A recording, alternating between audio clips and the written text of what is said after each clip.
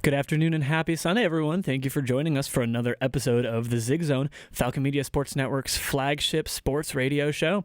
I'm Holden Ruck, your host, and super excited today to be joined by two guests, a couple of very talented athletes from Bowling Green. First off, Mr. Finn Hogan from the football team. How are we doing, Finn? Happy to be here, guys. This is sweet. Never gotten to do anything like this, so I'm fired up. Next, but certainly not least, we got Jaden Frigerio from the women's soccer team. How are you, Jaden? Doing good. Happy to be here, too. And as always, we're joined by some talent from the Falcon Media Sports Network as well. A staple, as always, Ben Corak. How you doing, Ben? Yeah, I'm doing great. Excited to listen to Finn and Jaden talk about some stuff. Lucas Keimeyer, our sports content director. How you doing, Lucas? I'm doing fantastic, Cole. I'm excited today. Got a special Zig Zone. Last but certainly not least, our sports production director, Tyler Kavalecz. How are you? Excited to have some guests in here to talk about the Ziggies and then talk about a little BGSU athletics in the second hour. Got a lot to go over, and we're going to get right into the action here because coming up very, very soon are the Ziggy Awards. Lucas, you work pretty hand in hand with athletics and helping Falcon Media Sports Network coordinate our role in the Ziggies. Why don't you talk about it a little bit for us? Get us started here. Yeah, for sure. This is the second year that Falcon Media Sports Network will be working with athletics for the Ziggies. Basically, the role for Falcon Media this year is to kind of just cover the event, cover a lot of stuff pre-event, during the event, and obviously post-event as well. So a lot of things pre-event are kind of doing some of those videos for the nominees for the certain awards, doing social media graphics and posts for nominees as well. Obviously, we're in the Zig Zone right now with the two MCs of the event as well, so doing stuff like that as well. But yeah, just kind of trying to bring light to the event, give it a lot more coverage, just bring the hype. That's what Megan Horn wanted us to do, and we're trying to do that again this year. Like I mentioned, it's our second year doing it. It's a thing that keeps growing, and I'm really excited. Yeah, and we're definitely excited in Falcon Media to have our role in helping to build the excitement of the event, but I'm sure a lot of the excitement of the event is certainly going to be coming from our MCs, Finn and Jaden. So how has that been for either of you, getting ready for the awards coming up? It's been a lot of fun. I have been able to do MCing for some of the games, so it's been fun to actually be a part of making the script and all that. Yeah, same here. I mean, I do a lot of social media stuff and get the opportunity to kind of work with the marketing department at BGSU a lot. So, yeah, this is a cool opportunity. I love watching award shows, and I love the opening monologues, jokes, things like that. So I'm happy we get to kind of implement a little bit of that stuff this year. And, yeah, looking forward to it. It's going to be fun. And obviously neither of you are new to Bowling Green, so, you're familiar with this show. What are you hoping to do differently with it? What direction do you want to take it? Yeah, we're looking to make it kind of more fun and student-athlete focused and getting everyone engaged. Since last year it was kind of long, we're looking to make it more fun and get some jokes in there. Yeah, I think, like she said, I think the big thing for us is just keeping everybody engaged, a little bit more lighthearted than the past, have some fun with it. Like I said, add some jokes, just loosen it up a little bit. So, yeah, that I think is the main goal. Absolutely. And certainly one of the most important things I would say about the award show is the number of different award recognitions that the athletes can be named to. Luke, you want to talk about those a little bit? Yeah, there's a plethora of awards every year. I know the awards that we're focused on promoting are the Male Athlete, Female Athlete of the Year, Comeback of the Year, Moment of the Year, which, Finn, I know you're quite familiar with as well. Male Freshman of the Year, Female Freshman of the Year, and those, just to name a few, Iron Falcon as well, some of those awards this year. A lot of good nominees for each award, and a lot of good athletes. And I think kind of like what Finn and Jaden said as well, like this award show is meant to kind of just highlight the student athletes and all the work they did this past season, highlight all the accomplishments they had and all the star performances they had. So, obviously only one can win, but I think just being recognized and also recognizing each program too is also just amazing. So, yeah. Yeah. As our athletes in the room, Finn and Jaden, how important is an event like this to you guys personally, Yeah, I think it's a really cool opportunity, just like he said, get all together, all the different, teams on campus, and just, really give yourself a round of applause for all the accomplishments over the year. It's a grind, waking up early, long days, no weekends sometimes. So, yeah, just getting to celebrate everything and be with each other is a big deal, I think, for a lot of us. Yeah, I think it's awesome. As someone who's used up all their eligibility, it's really cool to look back and kind of celebrate everything and watch your friends all get appreciated for all the work they've done. That's pretty cool. Absolutely. And Jaden, you mentioned using up your eligibility. Finn, you still have a year of eligibility ahead of you, but, looking largely in the rear view mirror, talk a little bit more about yourselves. What are some of those, big best memories for you in your time here? Yeah, I transferred in here in the summer of 2023. And it has been awesome. I mean, would not be in the situation I am today without Bowling Green and all the opportunities I've been given here. It was kind of a whirlwind. I had some big season 2023, kind of changed my life for a lot of different reasons in the good ways. So yeah, it's been awesome. I've had a blast, made tons of new friends. I would not be, like I said, in the situation I am today without Bowling Green. So. Yeah, there's nothing but positive things for me to say about my experience here as well. My teammates have changed my life, and they're my best friends. And yeah, I love the school. I love the people that are here, and I think it's exciting to be able to celebrate everyone. Absolutely. Talking about, again, a little bit, you guys are the MCs for this event. How significant is it to you to be, the specific people? There's a lot of athletes here on campus, and you two were, selected for certainly reasons. Talk about that. Yeah, it's an awesome honor. I think, like I said, it's an awesome opportunity as well. Just something that you don't get to do often and be in our situation. So yeah, I'm super grateful that our names came up. It's really nice of them, and I appreciate the honor. And we're gonna do the best we can out there, try to have some fun, and yeah, it's gonna be a blast. Yeah, I was so excited. Taylor Jefferson texted me one day and asked if I would be willing to do it, and I was so happy because I get to do the game sometimes for hockey and basketball, and I think it's so fun, and I am super grateful. Yeah, so you talked about your reaction when you heard that you were doing it, Finn. Was this something that you were looking to possibly wanting to do? And what was kind of your reaction when they approached you like, hey, we want you to kind of host this? What was your reaction with that? Yeah, I wouldn't say it was something that I was thinking about doing it. In the past, we've had different setups and things like that, so it wasn't something that was on my mind necessarily. But as soon as the idea came up, I was like, oh, absolutely. Like I said, I've loved watching award shows, and I love watching opening monologues, all those different things. So to have an opportunity to kind of put my own spin on some stuff and add some funny jokes in and just kind of have fun with it, it's a cool opportunity. So I was super fired up and said yes instantly. What have you both thought about the idea of hosting it then? Is there challenges or struggles you see there, or do you like studying up like you do for games, like watching some other people and how they do? Or I know we talked a little bit before about some script writing stuff. Yeah, definitely.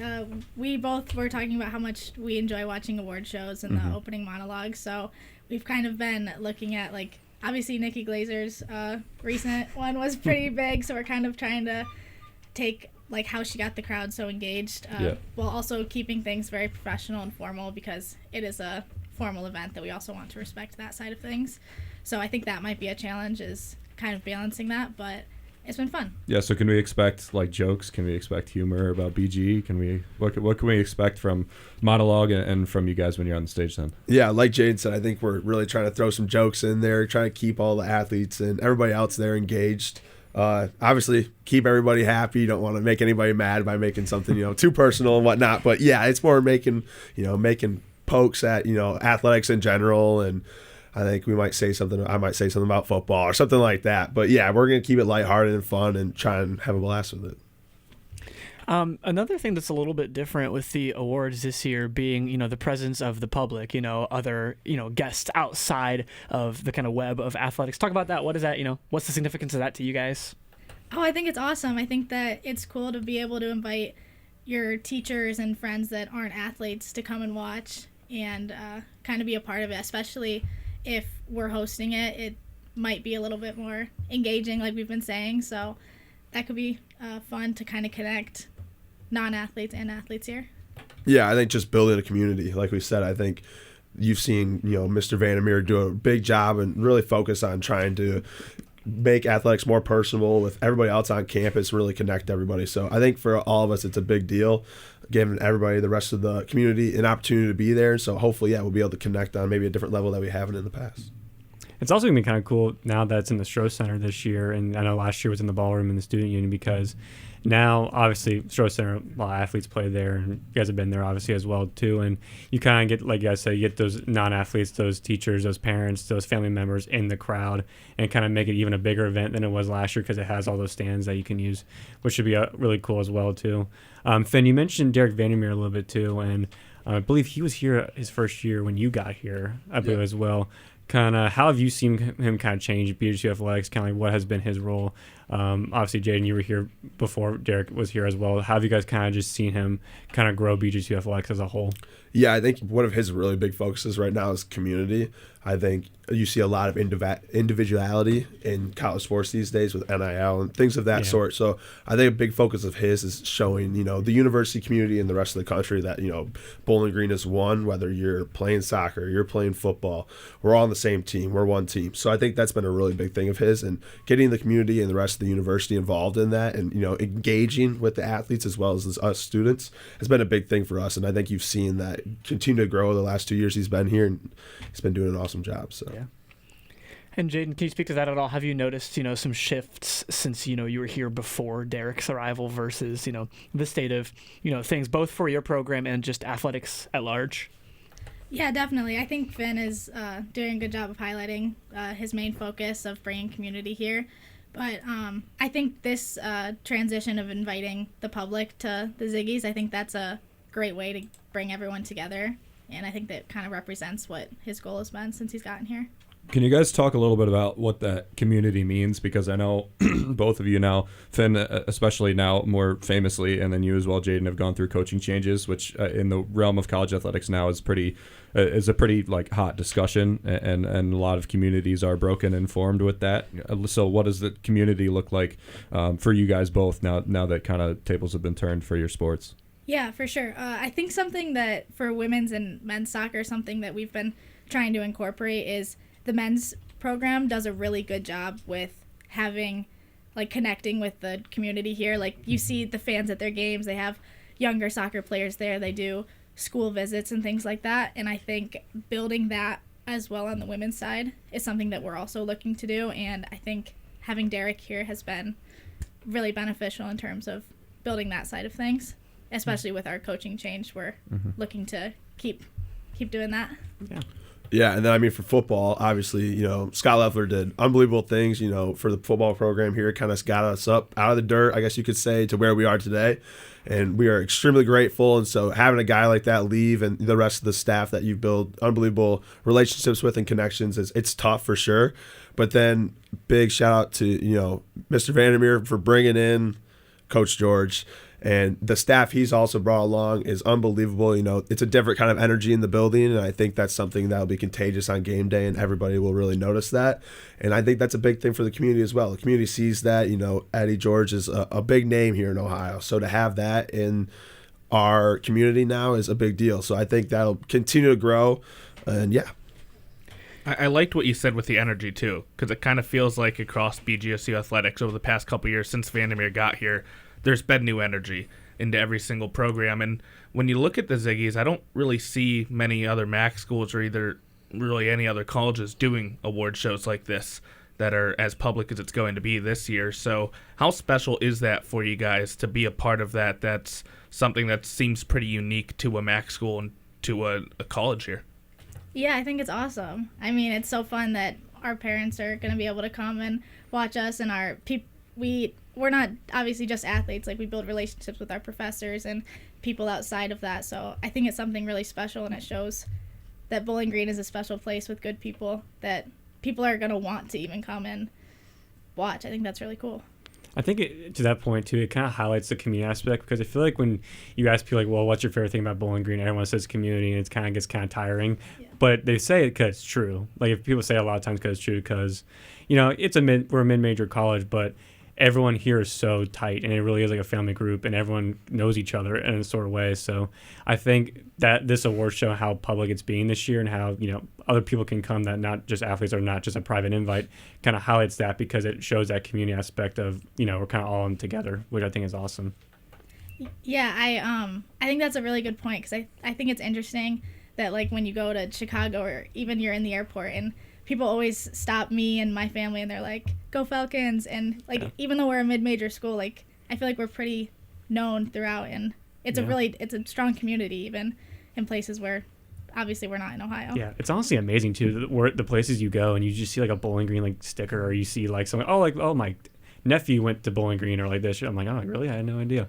So it's really cool. Like that's awesome. Like, that's like my favorite part too. Is that you just go to like, I don't know. I was in Arkansas, and then just someone had like a Bowling Green like sweatshirt on. I was just like, whatever. Like I don't know. That's really cool. But I think it's also just the power like what this community is and everything. So that's awesome. For me, it's like I transferred in, so like I've seen some other athletic programs and communities at other schools and stuff like that. So what we have here is definitely special and is something that we want to continue to grow. With you transferring in, of course, I know the football program had a lot to do with you coming, but what about the community stuck out to you right away, and how has it grown on you through the years? And I guess conversely, what have you seen in the community that's built since you've gotten here?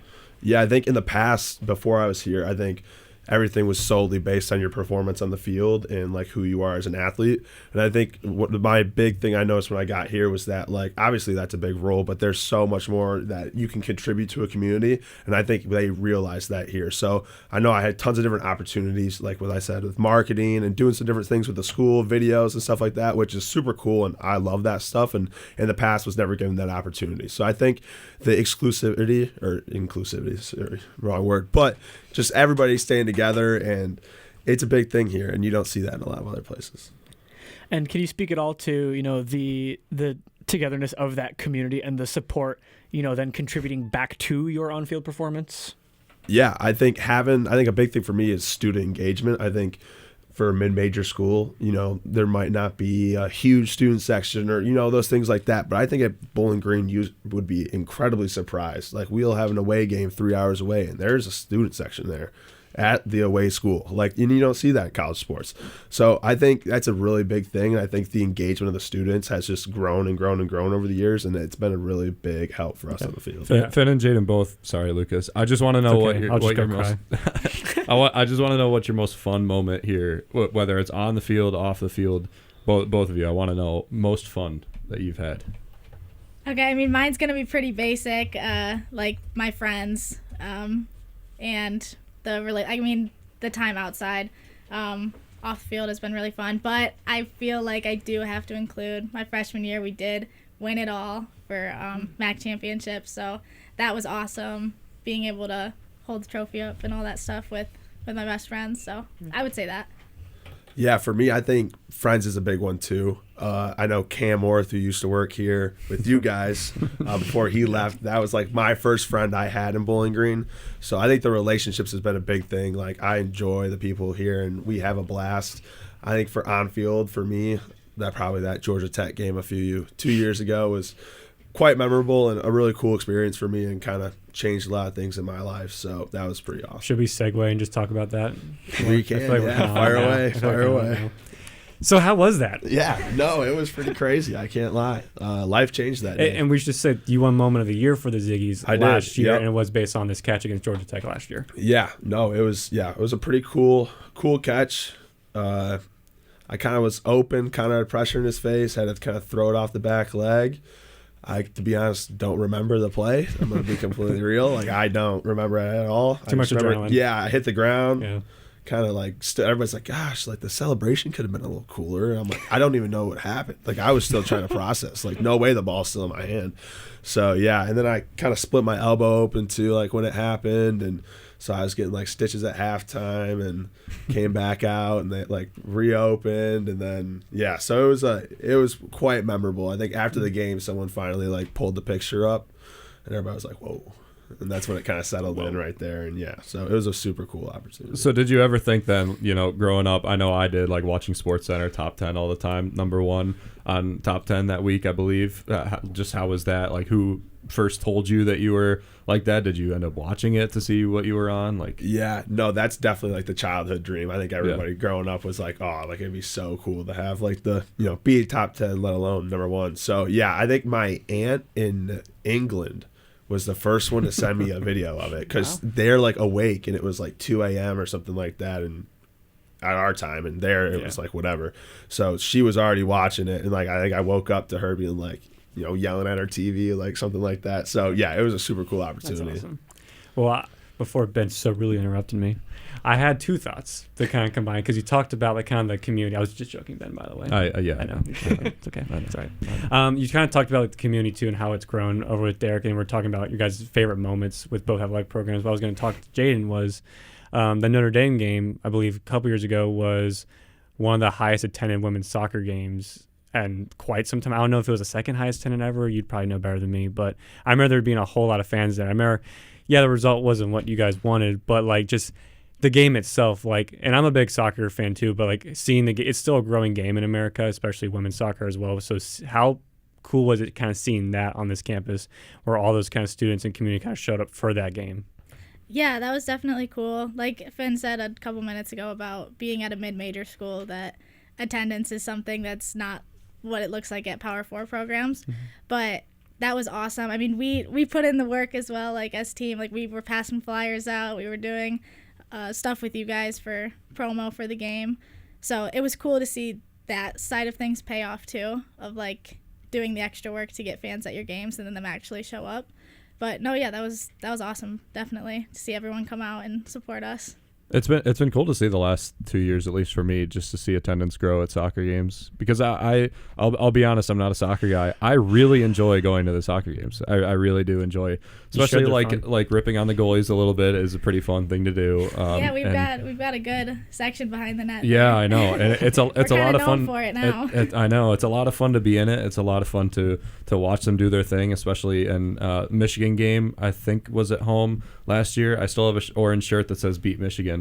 And that was very electric game. That was very fun. Actually, it's just nice to see the attendance grow for that sport. The Michigan Spring League game actually for men's just recently, like it's just a preseason game. Like it doesn't really mean anything. Yeah. And there was like 10 students behind the goal. There's not even stands. They're just standing behind the goal, just yelling at the Michigan goalie. Yeah, it's so funny. And there's like no ref or any security or anything. It's kind of funny. I think there was one, the Chicago State goalie. We just absolutely peppered him. It was a very bad one. Like I actually almost felt bad after the game. Yeah, but we won, so I didn't really feel that bad.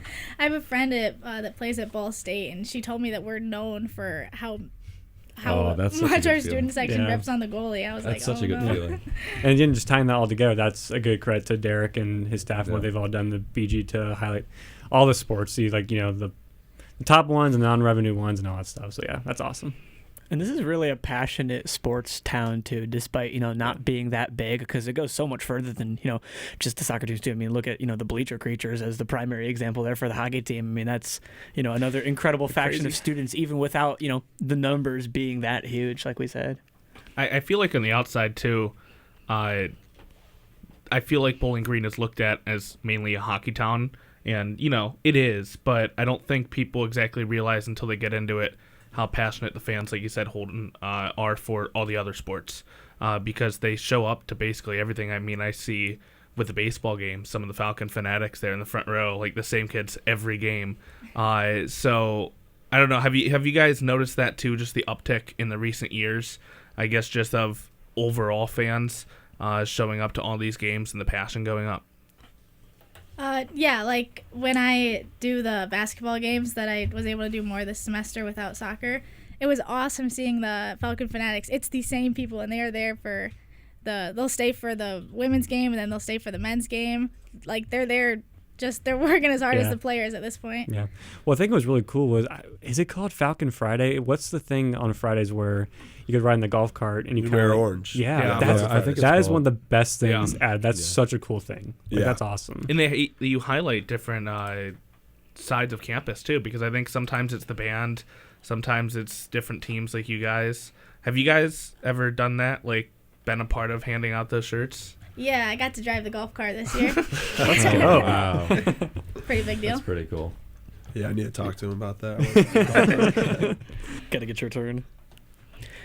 No, definitely just a cool, point of rallying though, and kind of boosting engagement not only in the community but like we said on campus too. I mean, I feel like it's kind of hard to walk around a corner at the Union now and not find members of the dive team and Coach Barton out there, plugging their events, and I mean it really gets a lot of Yeah, turn out with it Finn too. mentioned it before, the marketing that Derek's been able to do. You don't have to call him Mr. Vandermeer. We Yeah, call I him know. Derek all the time. I know. I'm It's trying to kinda- be all like formal. Yeah, He's it's kinda- respectful. It's kind of weird to Yeah. hear. No, I get it. Learn But the something. marketing, Yeah, the learn some marketing guys, is man. just such. Like I mentioned, the Beat Michigan shirts. Like I still have my Beat Michigan shirt from last year when soccer played Michigan. The Toledo game last year, I still have one of the chains. I have the shiesty that they gave out and the scarves that they gave out. I think actually, Finn, were you hurt for that game last year? Yeah, I think so. I think I high-fived you. I was sitting front row. I think I high-fived you like 11 times during that game. That was electric. Just the marketing that they do to get people to show up. Like as a freshman last year, not going to any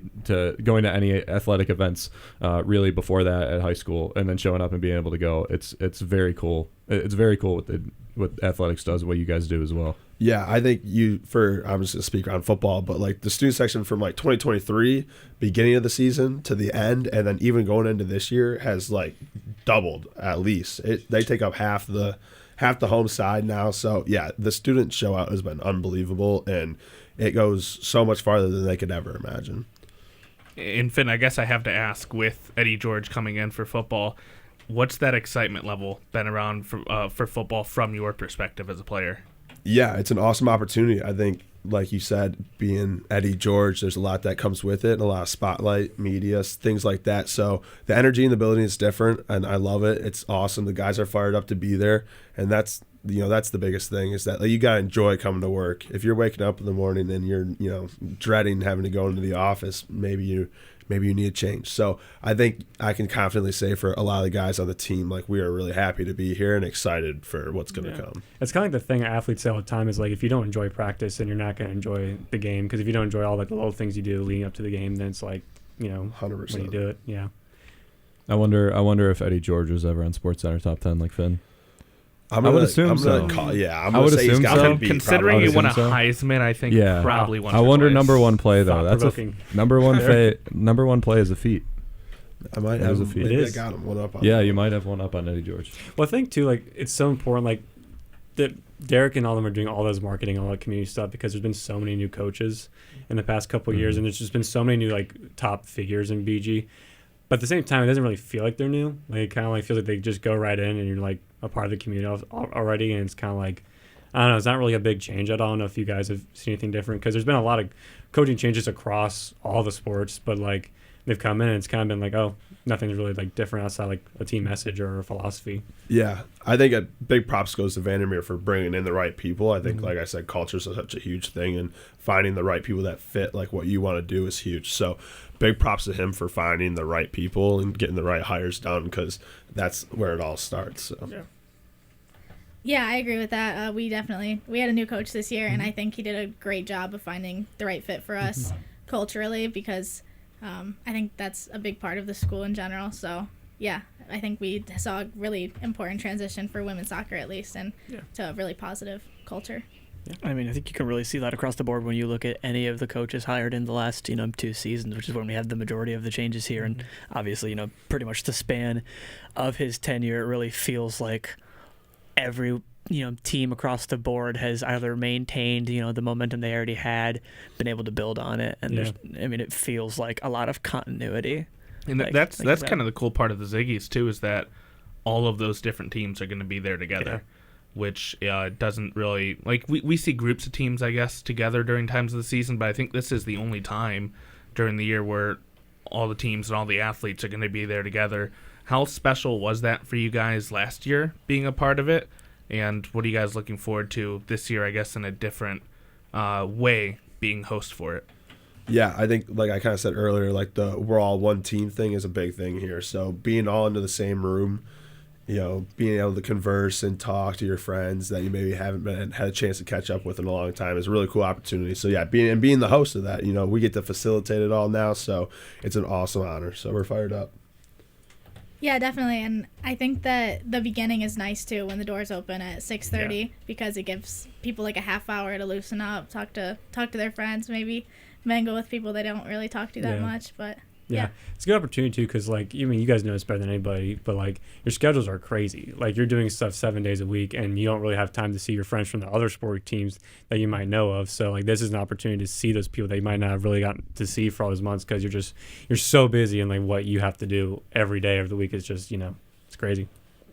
And I think it really is a testament to that, the pervasive culture that we're talking about, that those teams are able to come together in that way, and it feels like they're not, a bunch of different people from, wildly different backgrounds or like different like experiences here. I mean, there's just so many of the same, important values that are kind of held across the board. And once again, we can shout them out enough times, but Vandermeer's, continuity in maintaining his values when making the hires feels like it's made all the difference in the world in that regard. It's all the little things too, because like little things are actually big things, and like even just like I think coaches just showing up to other games and stuff like that, and like your other teams like showing up to other people's games, like that probably means so much. It's just see your support from your fellow like student athletes, and then also like the other coaches as well, because they're making time to go to the game. I know Leffler was it women's basketball or was it volleyball? It was volleyball. Was the cowbell? Yeah, I think that was. I think I think he did it for both, but mainly volleyball. He was good friends with Coach Tomich as well. So yeah, and that's awesome. Like those are all the little things that are like honestly big things, and they're all huge, and it's like I don't know, it's just fun.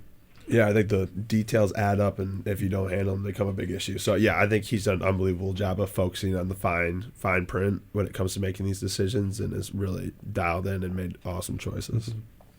And it feels like a little bit rare too. It's not to say that it doesn't happen anywhere else, but I feel like you'd be hard pressed to find another university where there's so much, connection and collective belief in one another and the values of one another that like a lot of the coaches seem to have here, and that Derek has with them as well. And it goes back to my original point: community, Bowling Green community. Yeah, you were right. I was right. Lucas. Yep, I was right. Yeah, you were right. My mic's going off now. Lucas put a nice little stamp on that one.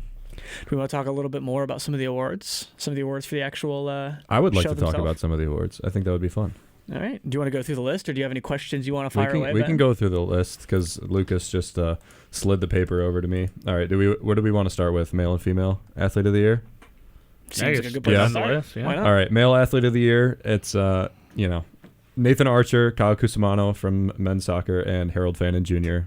I don't think there's any doubt who's probably going to win that award. I mean, although Nathan Archer, great. Kyle Cusimano, great player. Harold Fannin Jr., though, just absolutely unbelievable. Going to get drafted in the days after the Ziggies, so I think that's pretty clear. Yeah, I think definitely a great category, and in a lot of cases could go a couple different ways, but we'll have to see. We don't know for sure certainly what any of them are going to be. So I think we should clarify too with the Archer, if you're wondering why his name's on there, that the baseball and softball seasons from last year are included too, because the Ziggies takes place before. So if you're wondering why a Chicago White Sox minor league player is on the list, that's why. Yeah, probably he and Harold probably will not be at the Ziggies, but you can understand that. Female athlete of the year, Kylie Cubison, Lauren Hovey from track and field and cross country, Lauren Hovey from volleyball, and Amy Velasco for basketball. I think that one's a pretty good set. I don't think there's a really clear cut victory there like in the male, I would say. I mean, they're all pretty tight. Lauren Hovey was player of the year. Kylie Cubison, an absolutely fantastic runner, and Amy Velasco, a fantastic basketball player, the heart of the women's team. Cubison's broken like 3 records this year too. Yeah. And outdoor season's just getting started. I think one of the coolest things about, the way these awards work is it gives a lot of exposure. It's easy. People are breaking records in their respective sport. They're going to get attention. It's inevitable. But, I think it really platforms them on a different level and helps to, broadcast some names that might fly under the radar more, but are, equally talented or maybe more so than other names that you might hear about. So.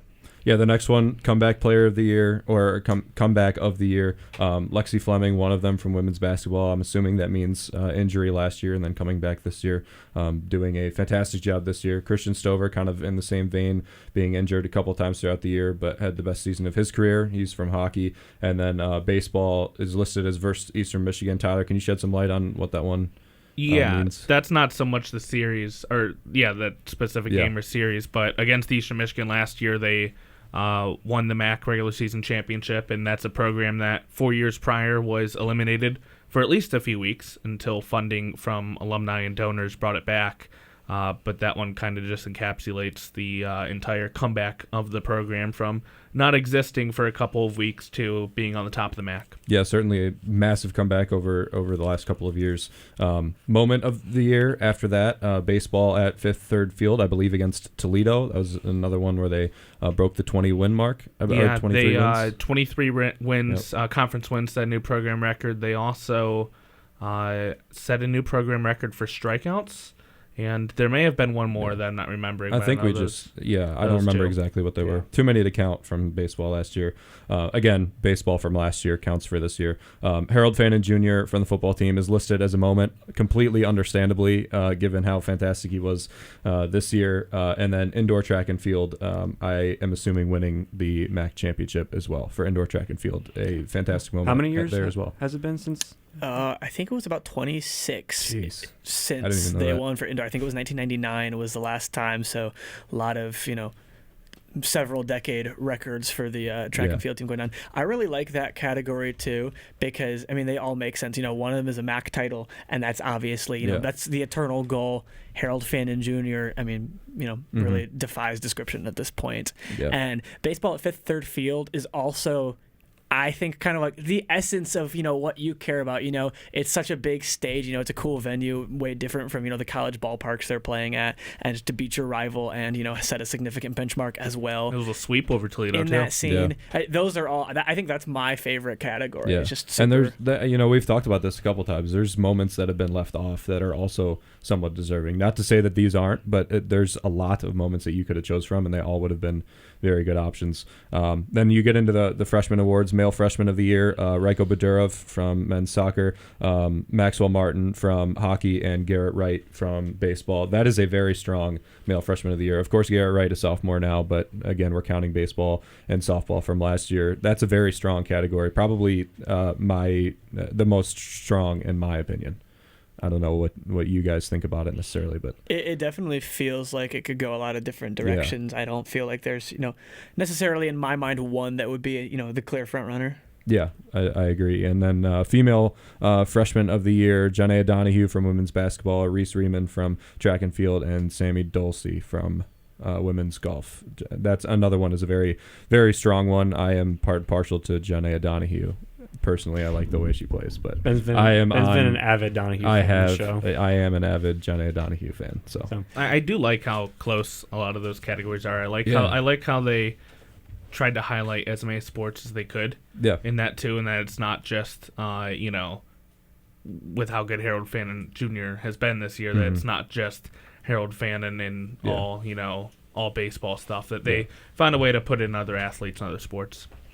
Yeah, it really, really feels like not only, like you said, a lot of the sports are represented appropriately, but it's not, super cut and dry. Like, okay, we can tell who's going to win this, and we know who's going to win that across the board. And I think that's going to make the event all the more fun and compelling. How do you guys, feel about that? Yeah, definitely. There's a lot of categories where things are pretty neck and neck.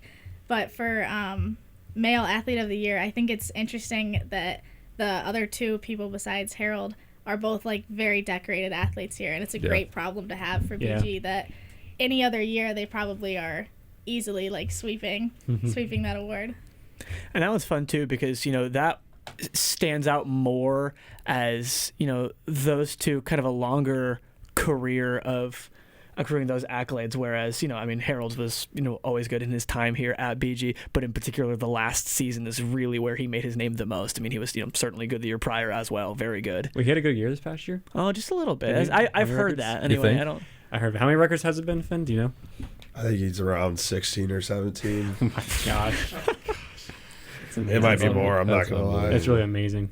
Was there any names on that list that stand out to you? We'll detract away from Harold Fannin Jr. for a second. Was there any names that you guys as athletes have heard around, like how hard they work or how good of an athlete they are? I think for me, mine's probably in the soccer with Kyle being up for that award.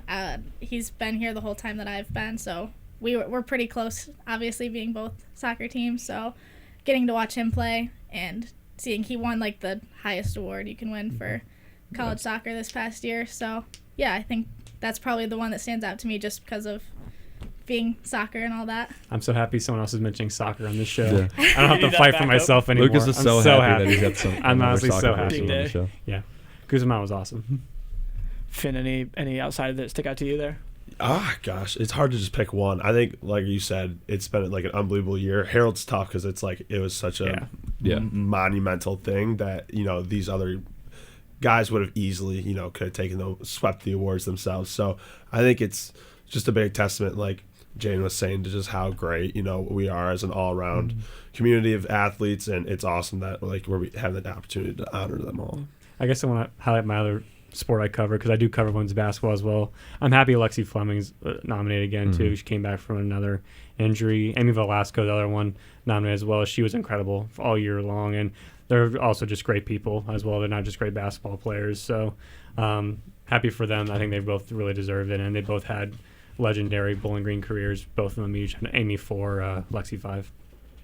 Absolutely. And while we're sharing our, opinions swung a little bit by which, sports we keep the most tabs on, also just multiple track runners on the list. I'm giddy. Let's go. Fire me up, dude. Love that guy. Oh, yeah, big track and field guy. Is there, just not, it could be an award, could be just like a moment, in the script, even a joke you're trying to get off that you don't have to share early. But is there something that you're like the most excited about if you had to pick one thing about hosting or just the awards at all? I think we're pretty excited about our intro. That's kind of what the main thing when people host awards is like the intro monologue type of vibe. But yeah. Yeah, I think the monologue is a big focus. We want to try and get it off to a good start, get all like maybe the nervous energy, awkwardness out of it. So we're trying to script some stuff into that we think will help kind of loosen it. Can you tell us a joke and not spoil anything? I don't think that's possible, Ben. No. Well, if you tell the joke, tell the you're telling joke. the joke. That's Do you know what fine. spoil means? That's fine. I mean, we could say like it has to do with this weekend, kind of. Yeah, it was something was supposed to happen this weekend that didn't happen that athletes are quite aware of, and so Okay. we think it'll fit well into kind of the joke. So Okay. Yeah. Well, That's we'll my look forward to hint. it. We'll look forward to it. Well, I hope I'm happy that you guys get to start too, because I think I'm third in the show because I have to highlight the partnership with Falcon Community Athletics, and I'll probably be nervous when I get up there too. So perfect. following you guys would be hopefully good. We're- So Yeah, we'll either get it off to a good start or we'll do so bad that you can come right in. You don't look like the same. and President Rodney Rogers' video. True. If it was in person, I probably just would have shown up. I can't follow him. You guys So. mentioned you liked watching award shows. I think it was Nikki Glazer you guys talked about. Is there like an award show joke or like a specific award show presentation that you guys view as your favorite throughout the years? I don't know if there's a specific one. I love Will Ferrell, and I feel like he obviously has never hosted, but he'll always come out and do like he'll present some kind of award or something like He that. did Ron Burgundy a few years Oh ago. my didn't he? gosh, yeah! Like you come out and do like the Ron, like that's so good. So I think it might not be a presenter, but Will Ferrell would be like mine. Yeah, I don't have anyone specific, but I think she killed it. Like she obviously did the Tom Brady roast and like kind of got her name on the map. Which obviously we're not making this a roast. Yeah. But That's yeah, kind of a good idea, though. we thought about it. Yeah, I threw some ideas out. They got shot down really quick. Yeah, that makes a lot of sense. Can't blame a guy for trying. Yeah. But I kind of want to backtrack just a little bit, just because I know, as we've talked about, you guys have incredibly rigorous schedules being college athletes. Have you at past Ziggy's Awards, or do you at this one, have you really been able to seize the opportunity to, mingle with, some athletes you haven't really talked to before? I think last year they said like you had to sit max. You can only have one of your teammates at a table, which I think was sweet because I think I sat with a bunch of athletes that I think I didn't even know some names. So it was like a perfect situation where you get to, talk to some people, learn about their schedules as well. We're all in different seasons and things look differently from other perspectives. So yeah, I think that was really cool. Like having the opportunity, forcing everybody to go sit and mingle and meet some people you haven't met before. Yeah, definitely. I think that was awesome last year. Everyone typically like paired up with their closest friend on their team and just went and found other people, which made it so you were still comfortable but also able to get to know other people. This year the setup is a bit different to where we're all going to be in a row facing.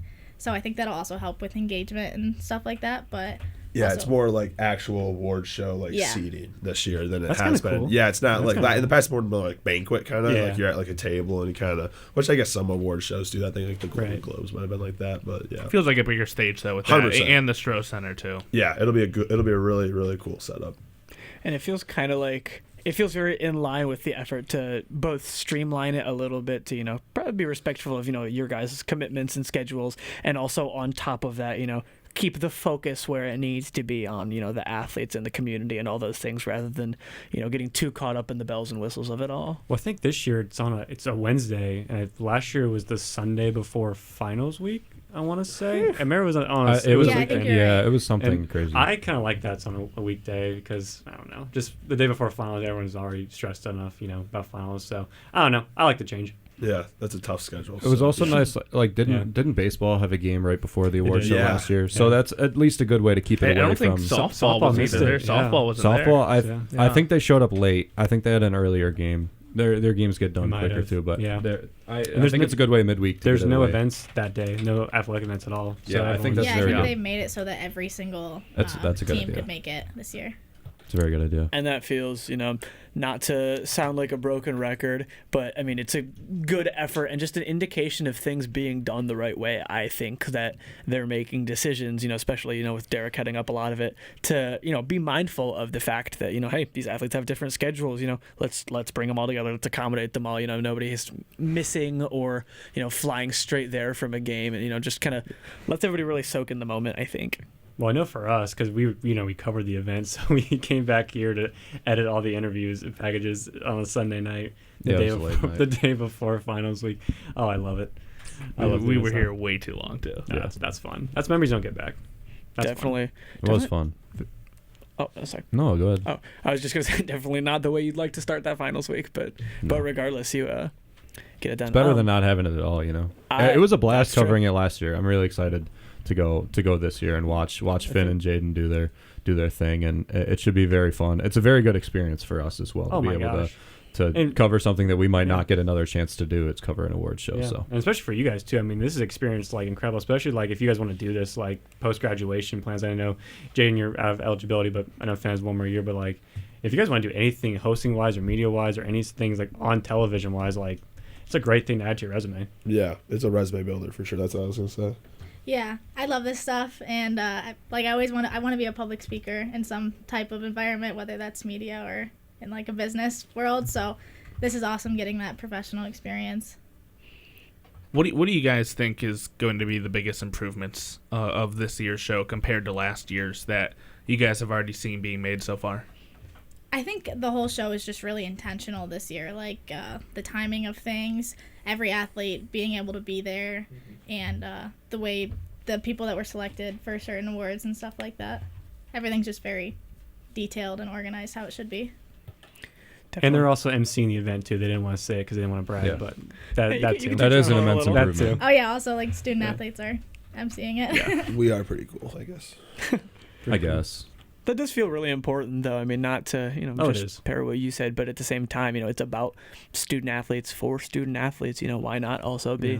led by student athletes? And I think it's really exciting and bodes very well for the. Well, I think it's also too like this is a big appreciative to like the whole athletic department too, because like obviously it's highlighting our partnership with Falcon Media too. Like we're covering it, but we're also get to present some awards as well too. Like I know Ben, Tyler, and myself get to present an award, which is that's amazing. And I probably should have mentioned in more detail, like the fact that they gave us a minute 30 at the top of the show to just highlight the partnership between us is amazing. Like it's honestly, it means so much. Like it means so much to us. So yeah, I think it's awesome. I think all that's important. All that's awesome.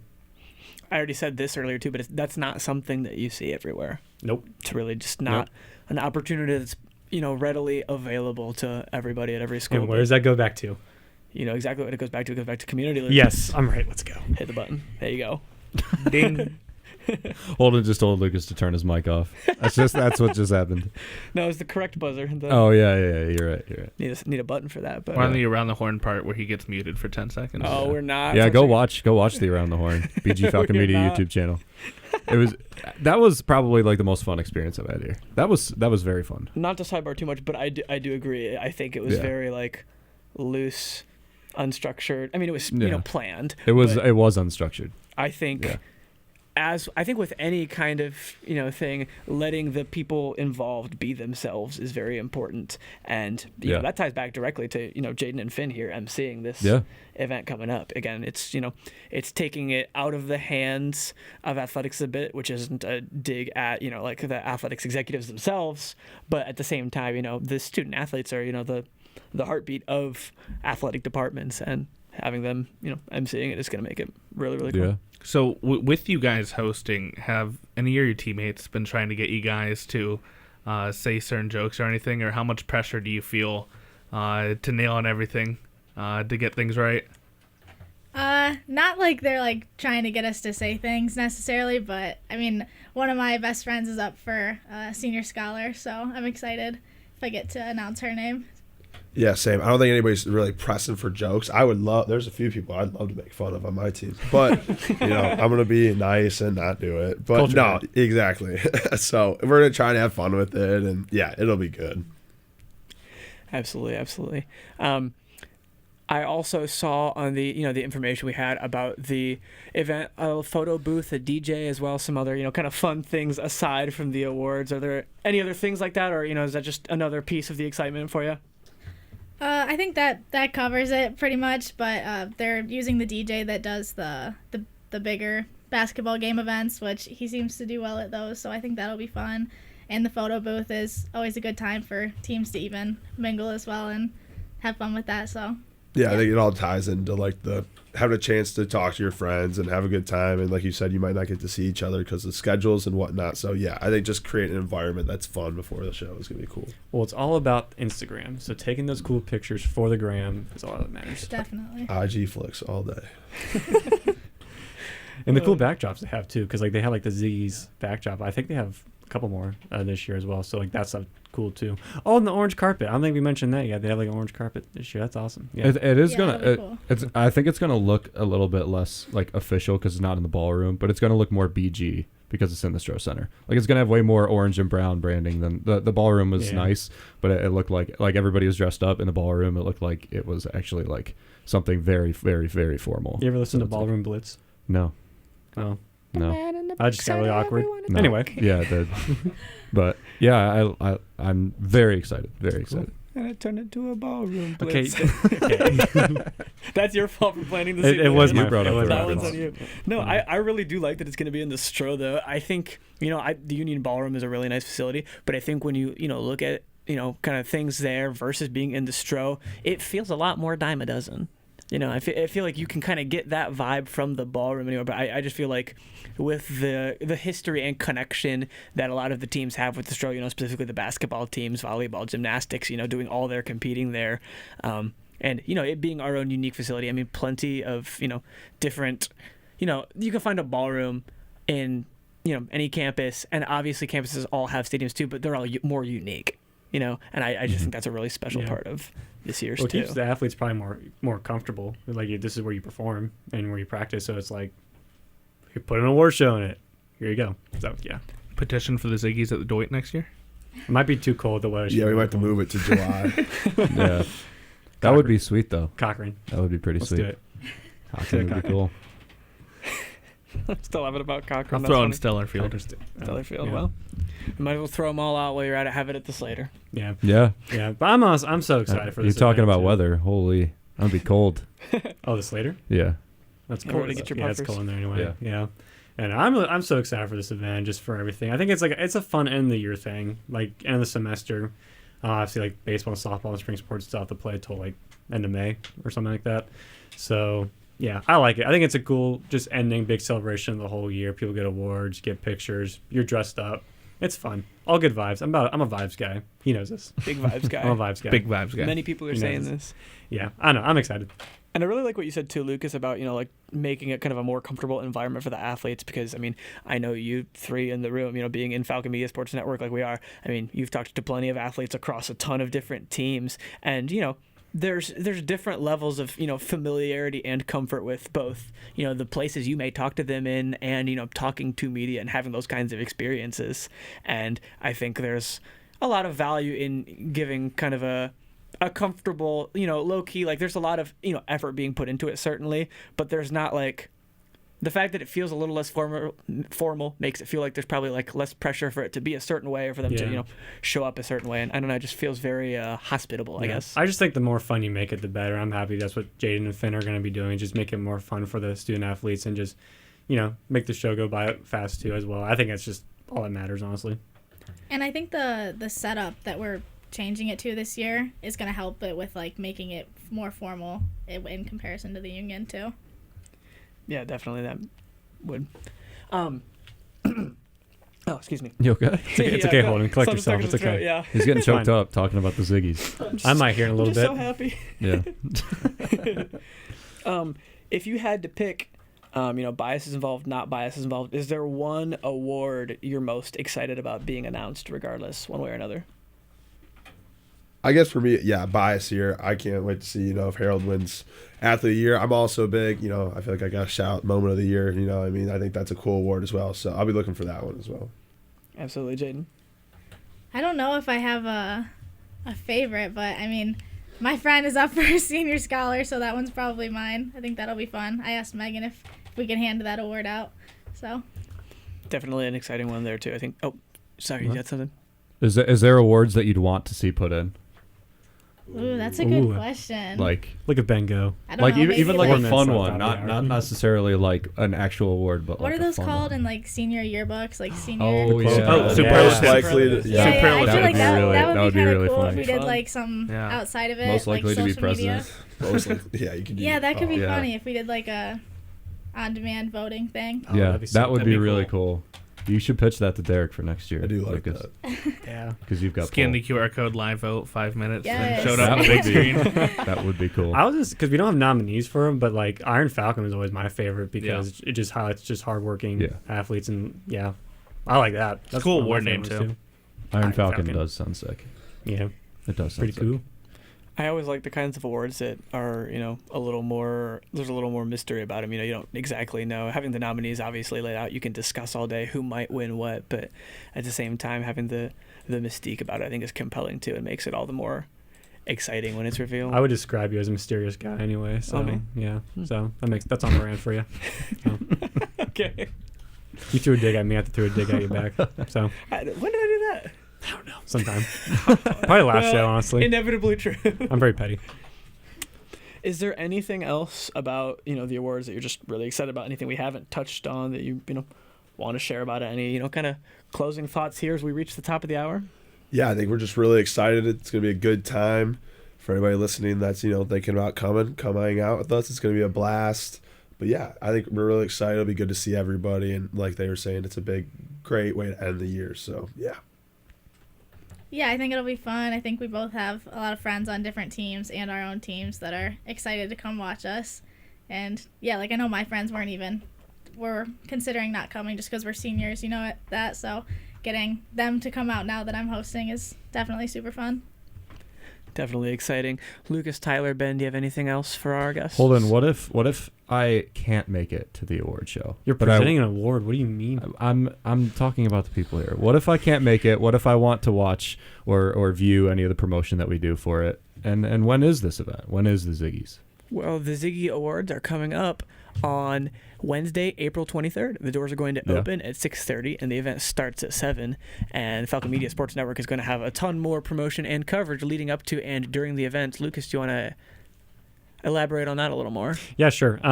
Just closing marks. I'm so honored, and we're also happy that we got to cover this award show again for the second straight year. We're doing a lot more this year with stuff we're doing pre-hype awards, example this stuff, doing the event as well, capturing video, a lot of photos, social media updates, getting some of our members like myself and Tyler and Ben on stage to even present an award is just, it means the world. And again, that's credit to Derek Vandermeer and the whole athletics for letting us do that. It's just a great end of the year award show, and we're working our hardest to do as much coverage as we can on it because we think this is a really cool end of the year event, and we think it should be highlighted. And we're excited to hear all the athletes who are going to win, but also the athletes that just get nominated and recognized as well. For all the content, you can go to theziggies.com. Everything that says #Ziggies, stuff that we posted gets posted on that domain. And this week you'll really see a lot of those highlight videos for the nominees, the social media posts, social media skits even. Anything related to the Ziggies, because this is the last full week until the Ziggies on the 23rd. So, and if you want to share your thoughts on the Ziggies too, use that hashtag the Ziggies, and it'll populate up on that website. Create some hype for it. But yeah, and I'm also very happy that Jaden and Finn decided to sit down with us for an hour. It was awesome. Yeah, thank you for having us. This is an awesome opportunity. Yeah, thank you guys so much. This was fun.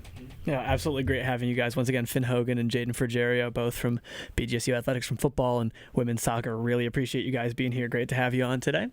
We are now at the top of the hour here, so we're going to go ahead and take a break for station identification, but there's a lot more when we come back. We've got a lot going on in the Diamonds for baseball and softball. Our own Tyler Kavalecz and Ben Corak will take us through the action that's been going on this weekend when we come back. So don't go anywhere, because you're reaching the second hour of the Zig Zone on WBGU 88.1 FM.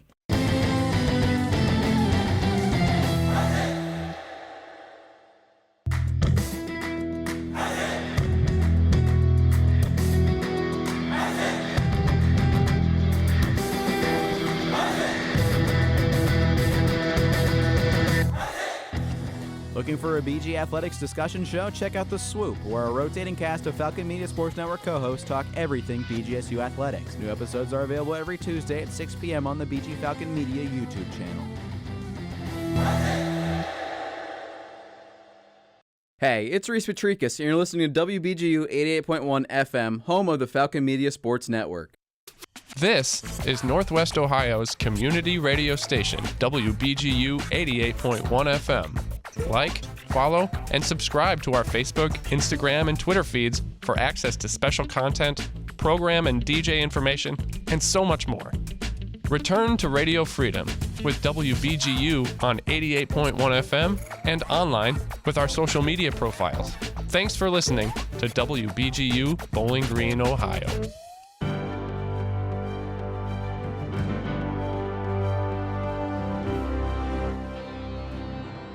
On February 21st, 2025, BGSU men's basketball upset Toledo at Savage Arena for the first time since 2021, defeating the Rockets 69-68. Falcon Media Sports Network's Tyler Kavalecz had the call of the game-winning moment on Falcon Radio. Johnson inbounds to Campbell. They do not foul. Bowling Green marches into Savage Arena, exacts revenge on the Toledo Rockets, and gets a much-needed conference victory over their arch rivals, defeating Toledo 69-68.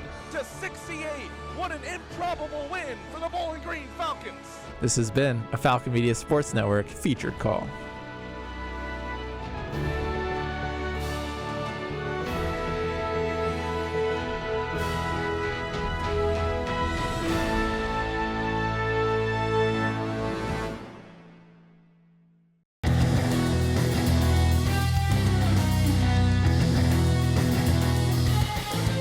Interested in joining Falcon Media Sports Network? If you're looking to get involved, send an email to sports@bgfalconmedia.com.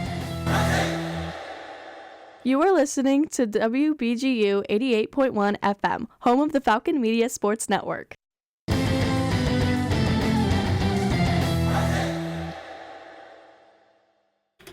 Welcome back here to the second half of the Zig Zone here in our second hour now. We had Jaden Frigerio from women's soccer and Finn Hogan from football on in the first hour talking about the Ziggies, which you can, again, keep up with all the hype for on BG Falcon Media on all our platforms. I'm rejoined once again by Ben Corak, Lucas Keimeyer, and Tyler Kavalecz at the Falcon Media Sports Network.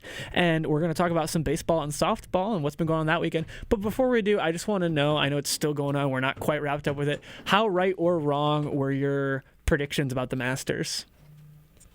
I wanted Bryson. I thought it was going to be Bryson. He's not going to win, unfortunately. It looks like he's too far back right now. He's 9 under, still with 8 left to play, but he's trailing 5 on Rory. So I don't think he's going to get it. I've always been a Bryson guy. I like Bryson, but he got close.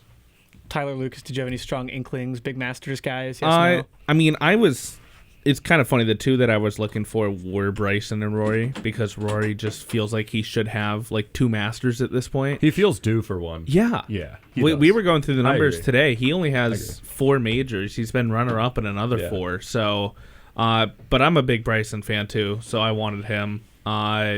Looks like it's going to be Rory, I think, based on where we're looking at right now. So good for him. But I thought it would have been cool to see Scotty win again, back-to-back, Yeah, 3 in the that would've last been 4. cool. That would have been cool. I am an incredible golf casual. I do not watch it with any consistency at all. But looking over some stats and whatever leading into it, seeing how only 3 other golfers have gone back to back. Yeah. That was like, okay, we're about overdue. This feels like, I can buy this. He's been, if Rory good. wins, he completes the career Grand Slam. I think that'd be, Yeah. was it 6, 7, 8 players somewhere there all time that have done it? Something like that. It's a very, very tight class. I will say, like, even just watching, Scotty has played very well. Just some breaks haven't gone his way, some spins haven't gone his way. So a couple of bounces are a different way, and you're talking about him finishing up. But Rory's got 4-stroke lead on Justin Rose in second, and 5-stroke lead on Bryson in third. I mean, he's pulling away. Where's the almost. Kent State golfer in there? We had a Mac golfer. Oh, yeah, Connor's tied for 6th. He's at 7 under right now. He bogeyed 3 times. He birdied twice, so he's 1 over on the day. Still But chance for like $1 million payout or somewhere close to that for a Mac guy. Yeah, a big one for a Mac guy. Very, very impressitive stuff. Can I say my stuff now? Yeah, you can. I'm sorry, Lucas. I'm sorry. You could jump in at any point. You guys are having a Yeah. good conversation. It was great. I really didn't have much else to say. I just wanted to interrupt and make a good comment. That's why we interrupted you. Exactly. I was a big Rory guy.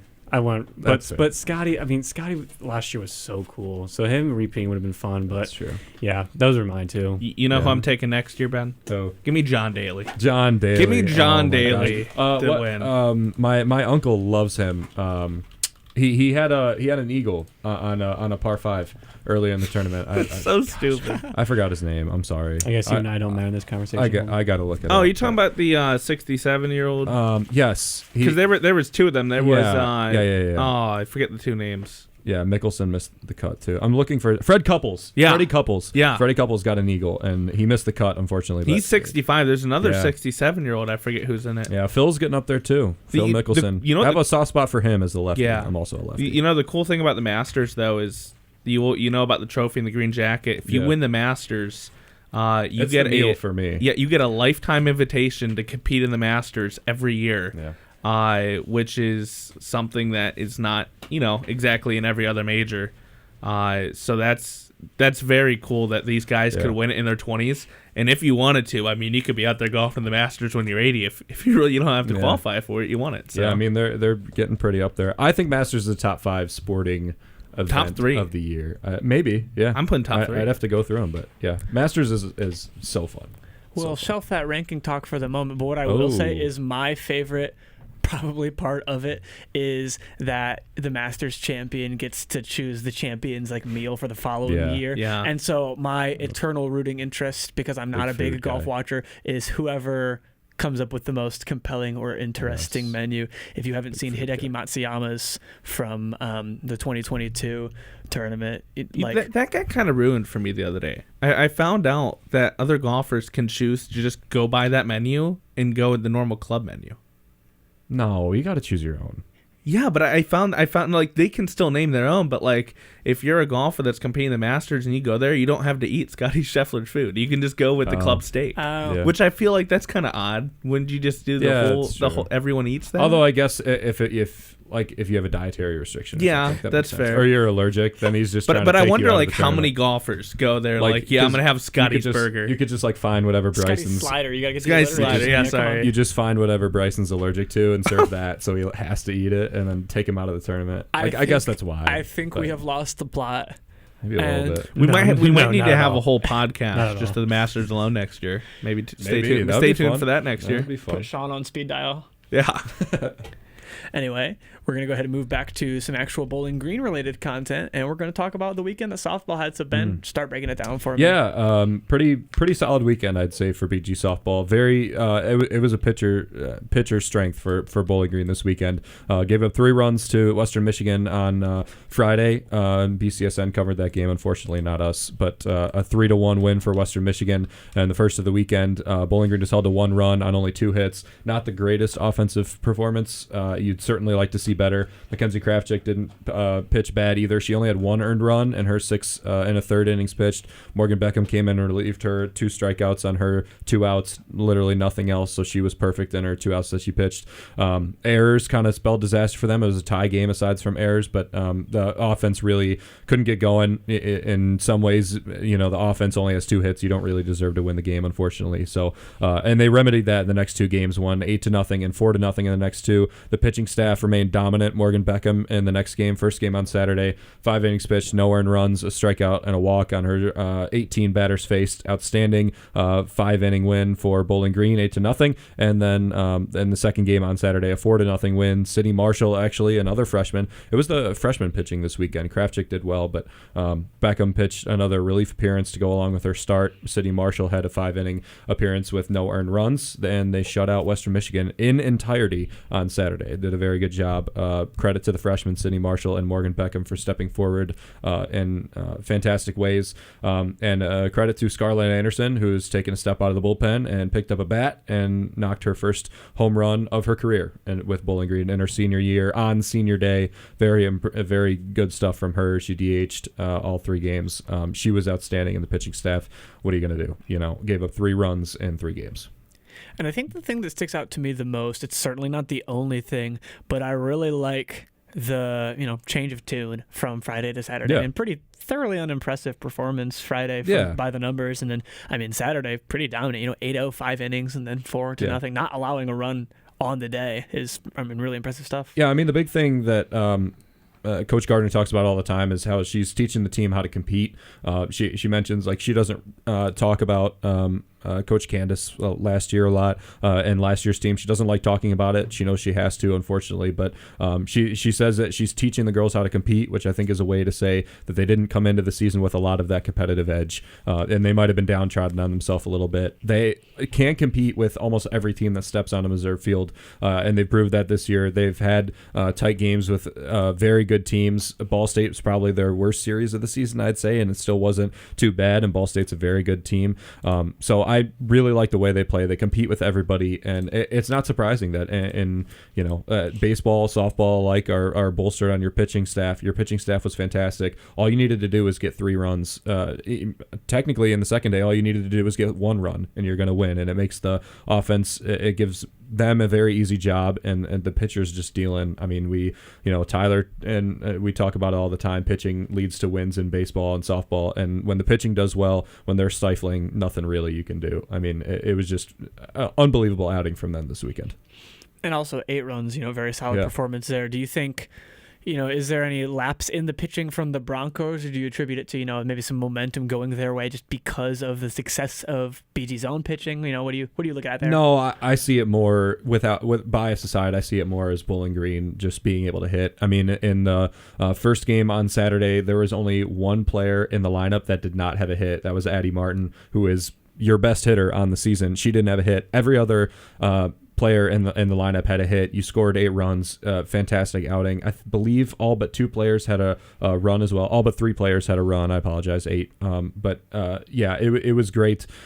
Great to see that 1 through 9 were really contributing. That's kind of the strength of the team, is there's not a huge cutoff from the top 4 to the bottom. And even this weekend, they pulled a couple of players out, added some new players in, did some subs. Scarlett Anderson got some of her first at bats of the season. She played very well and was decent in the DH spot. Went 0 for 3 the second day, but had a good first game. Or the second game was good. The first game, it's just the team's deep. The offense is good, and if you can get the pitching staff to pitch how they did this last weekend, and it gets them confidence, it is a very winnable game every time Bowling Green steps out on the field. It's just when the pitching staff pitches well like they did, there's really not a lot of teams that are going to be able to put you down or to take advantage of the pitching, and your offense is good enough to handle business when your pitching staff is pitching that well. And Coach Gardner, trying to reinforce the idea with the girls about, just being able to compete every time they step on the field, feels very, very well aligned with the kind of roster they have. You look at some, in any sport, but especially, you can look at some other softball teams. Some rosters are top heavy, and they definitely have some, girls who stand out more than others. But like you said, having that level of depth. Yeah, and them all kind of, concurrently developing the ability to compete again feels like a really, even just in this season, but especially in the long term, feels like kind of the best case scenario from where they were a year ago. Yeah, and in the two games we saw on Saturday, one of them, as I mentioned, all but one player had a hit in that game, and again, that was Addie Martin, who's been your best hitter this season. You remedy that in the next game with having, like you said, a very top-heavy end of the lineup where you had 6 of your 8 hits between Addie Martin and Hannah Hunt, who was batting second and third. Also, 4 RBIs and 2 runs out of your 4 total. Now, that game, you were definitely bolstered on your pitching because the offense only produced 4 runs and not very productive 1 through 9. But still, I mean, you are able to win 2 games, one where you use the entire order, one where it's just relied on the top and the pitching. I mean, that's versatility of a team. And I think they understand that they're not the most talented team in the MAC, and some teams that they come up with wins against may be more talented than them, but they're getting to that point where you can see every time they step onto the field, they're not going to be outcompeted. I think that was what the big problem was against Ball State earlier in the year, was that Coach Gardner felt like they were out competed by Ball State instead of just competing hard and losing the game. She didn't feel like they competed. Well, they came out against Western Michigan and lost a game, but they competed in all 3. Did a very good job of coming away with positives in the way that they had negatives in the loss. Just impressive stuff from the team and what Coach Gardner is continuing to instill. And we're seeing her pitching background coming into fruition as 1 earned run in 3 games against Western Michigan. It was not a great offensive team, but not a bad one either.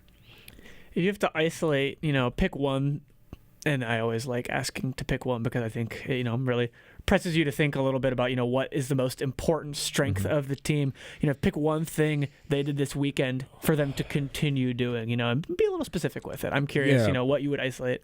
I think getting ahead in counts. I mean, you look through the games that they've won before, they've had low pitch counts. They get to a 1-2 and 0-2 count very early on. They find success with that. Mackenzie Krafchick gets a lot of ground balls off of that. She did that in the first game in the loss, but she did a very good job. Now the defense behind her has been a little bit spotty at times, where ground balls have resulted in errors. Some of them are on fly balls as well, and that's a lot of the wind at Missouri Field, which is very tough. We know the wind in Bowling Green affects baseball and softball more than the other sports.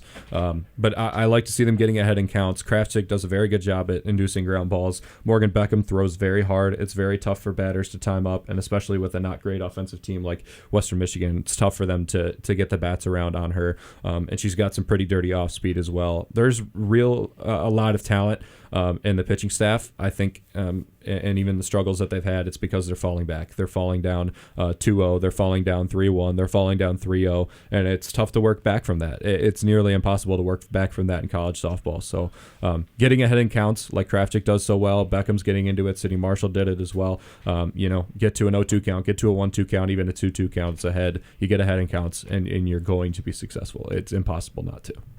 Definitely. I want to, turn our attention forward on the schedule a little bit. We're another couple steps closer to the end of the season here for them and the potential of the MAC tournament, currently standing in 7th in the MAC. So just on the outside, first team out, looking in. What's your outlook? I feel it's tough to say. I feel good about the team and their ability to get in. The problem is your last series of the season are against Miami, who's number 1, Central Michigan, who's number 2, and then Toledo, who is a rival and just 2 games behind you in the standings. So you have a very tough last couple of games. I would imagine that Coach Gardner, depending on where they're going to be, is going to try and reschedule the Ball State game that they missed. It was rained out earlier in the season. They wouldn't reschedule it if they were guaranteed to be eliminated from the tournament. If it gets down to a game that they need to win, she'll bring it back. But that again, that's a lot of very good ball clubs, and like we say in Toledo all the time, it really doesn't matter, or at least in my opinion, it doesn't really matter how good Toledo and Bowling Green are when the rivalry comes around. It's just who's going to win the game. We see that in football. We see that in the basketballs as well. The team that's less talented can win the game because it's a rivalry. Anything can happen in either way. So I don't feel great about the opponents. I feel good about the team, and I know they're going to do what they deserve to do. Right now, they have the 6th most wins in the MAC, are behind in winning percentage, which is how MAC softball goes off of. So they're behind by about 7/10 of winning percentage, just behind Akron, who's at 6-6. Bowling Green's at 7-9. Realistically, they have to win 2 out of their next 3 series, which is a tall order considering you have Ohio. Actually, you play all 3 of the top 3 teams. You play Miami, Central Michigan, and Ohio, I believe. It's not easy. You have Ohio on April 15th and a doubleheader on Tuesday. Lucas, I believe we're going to have the broadcast of that. Talking about Tuesday for Ohio? Tuesday for Ohio, yeah. Yeah, of course you would. Yeah, of course we will. And on what? Falcon Radio. Falcon Radio. Perfect. So that's the doubleheader, correct? Yes, that is the doubleheader. Yep, Falcon Radio. BGFalconmedia.com, the Falcon Radio link. You can listen to both of those games starting at 1 p.m. and then 30 minutes after the first game ends. Central Michigan the next weekend in Mount Pleasant. That's an away matchup against a pretty good Central Michigan team. I wouldn't put them in the top echelon of MAC teams, but they're in second right now. They got 3 games, 1 on Friday, 2 on Saturday. Then Toledo, and in Toledo, which you're going to be on the road, but you have 3 more games. Then you have Miami for 2 before you end the season with Notre Dame and Robert Morris. You need to win at least 2 of those series in my mind, and hope that some other things go your way. It's a tall order. Those are very good MAC teams, all of them with 9+ wins, besides Toledo, and that's a rivalry. So how huge is this Ohio series, would you say? In terms of, you might split, right? But winning a game, even just winning I would say if you take a win, if you lose both, I wouldn't say that it's a very tall order, borderline impossible to make it. If you take one, there is life there. Because if you can beat Ohio, you can take 1 against Miami, you can take 1 or 2 against Central Michigan, and you're going to be able to take 2 against Toledo. I think the biggest one is going to be the Toledo series, because they're a team that's talent level worse than you. You need to take all 3, and I'd say 1 against Ohio. The Ohio one's very big, because you're climbing out of a hole if you lose both games, because you've lost to Ball State. Out of the top 4 teams, you've already lost 2 of the games that you've played. Now you're adding 2 more. You can go 0-4 against the top 4. That's really tough to make it. And even if you do, you can't beat those top teams. So it's very, very big. That was a good question. Very big for them. I think it's a really rare case with this team. You said you feel good about the team, and I also think that looking at the opponents, most people probably don't feel good about the tournament chances. But I feel like it's a rare situation where both of those can be true at the same time for a team, because you always want to look at this season and, hopefully, they're still very much in contention, and you hope that, they'll be able to get there. But at the same time, I mean, the momentum and direction is still very strongly in their favor. And so much so, especially with, kind of rallying in the doubleheader Saturday, I certainly know less than you, but I just kind of have that feeling that they could surprise one of these top teams here and, win the series. I mean, I'm sure they're not favored in any of them. Yeah, I wouldn't be surprised, and I will harken back, as we'll say a lot. They were 1 swing away from beating number 2 or number 1 Oklahoma at the time, number 2 Oklahoma now, who didn't lose in non-conference play and was a 4-time defending national champion. So I don't think there's any doubt that they can, and to be honest, I think they will. I think they will take a couple of wins against teams that they maybe shouldn't be able to. And I think even if they finish on the outside looking in, they finish 7th, it's a little bit disappointing, but it's an absolute win of a season. I think they're already surpassing that point where in the win against Western Michigan, the first game on Saturday, in that win, they already reached the last season win total in only not conference play. That was 6 wins in conference play. You only had 6 the entire season before, so you've over doubled the amount of wins that you've had last season to this season, and you're nearing in on doubling the amount of wins that you had 2 years ago to this season. So we shouldn't talk about the season as overall a win yet because it's not over. There's still a chance. I think Central Michigan is probably the easiest opponent that they have remaining on the schedule. Miami is tough. I mean, they are such a good team. Only 3 losses in MAC play, 14 wins. Central Michigan has not played the greatest opponents yet. They've taken a lot of their wins off of Akron, Buffalo, and Kent State, and they have Ball State and Ohio remaining on their schedule, so they haven't been tested too much yet. Ball State, we know how good they are. They have arguably the best pitcher and the best hitter in the MAC.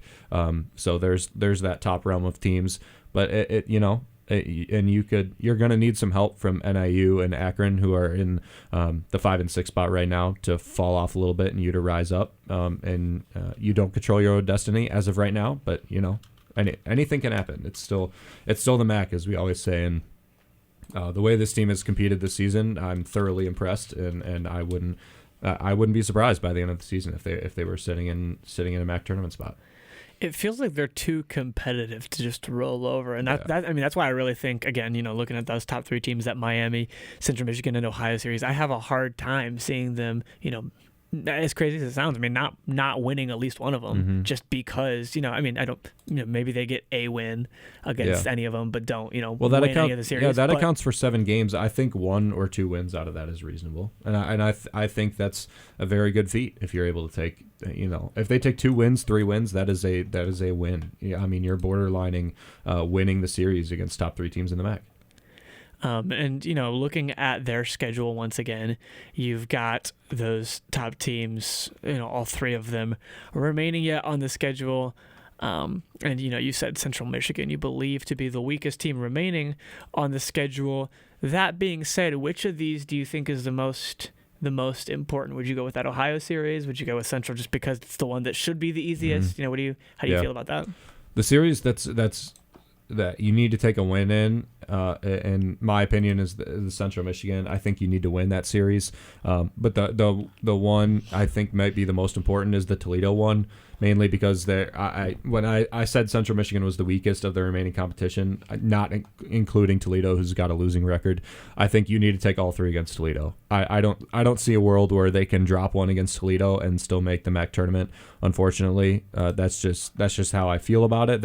I don't know if the MAC will or the math will back me up on that. I think mathematically they still can, but they need to take all 3 for the best chance, because the wins are going to come few and far between from Ohio, Central Michigan, and Miami's 7 games you're going to play. So I'd say the biggest one of the rest of the season is Toledo. And if you do, you get to double digit. If you take 3 games, even if you don't make the MAC tournament, you're getting to 10 MAC wins on the season. You're reaching double-digit MAC wins after eluding double-digit wins total over the last 2 seasons is big. That's really big, and to beat the rival 3 times would be even bigger. So that's what I would say. The Toledo one, unsurprisingly, is the biggest one.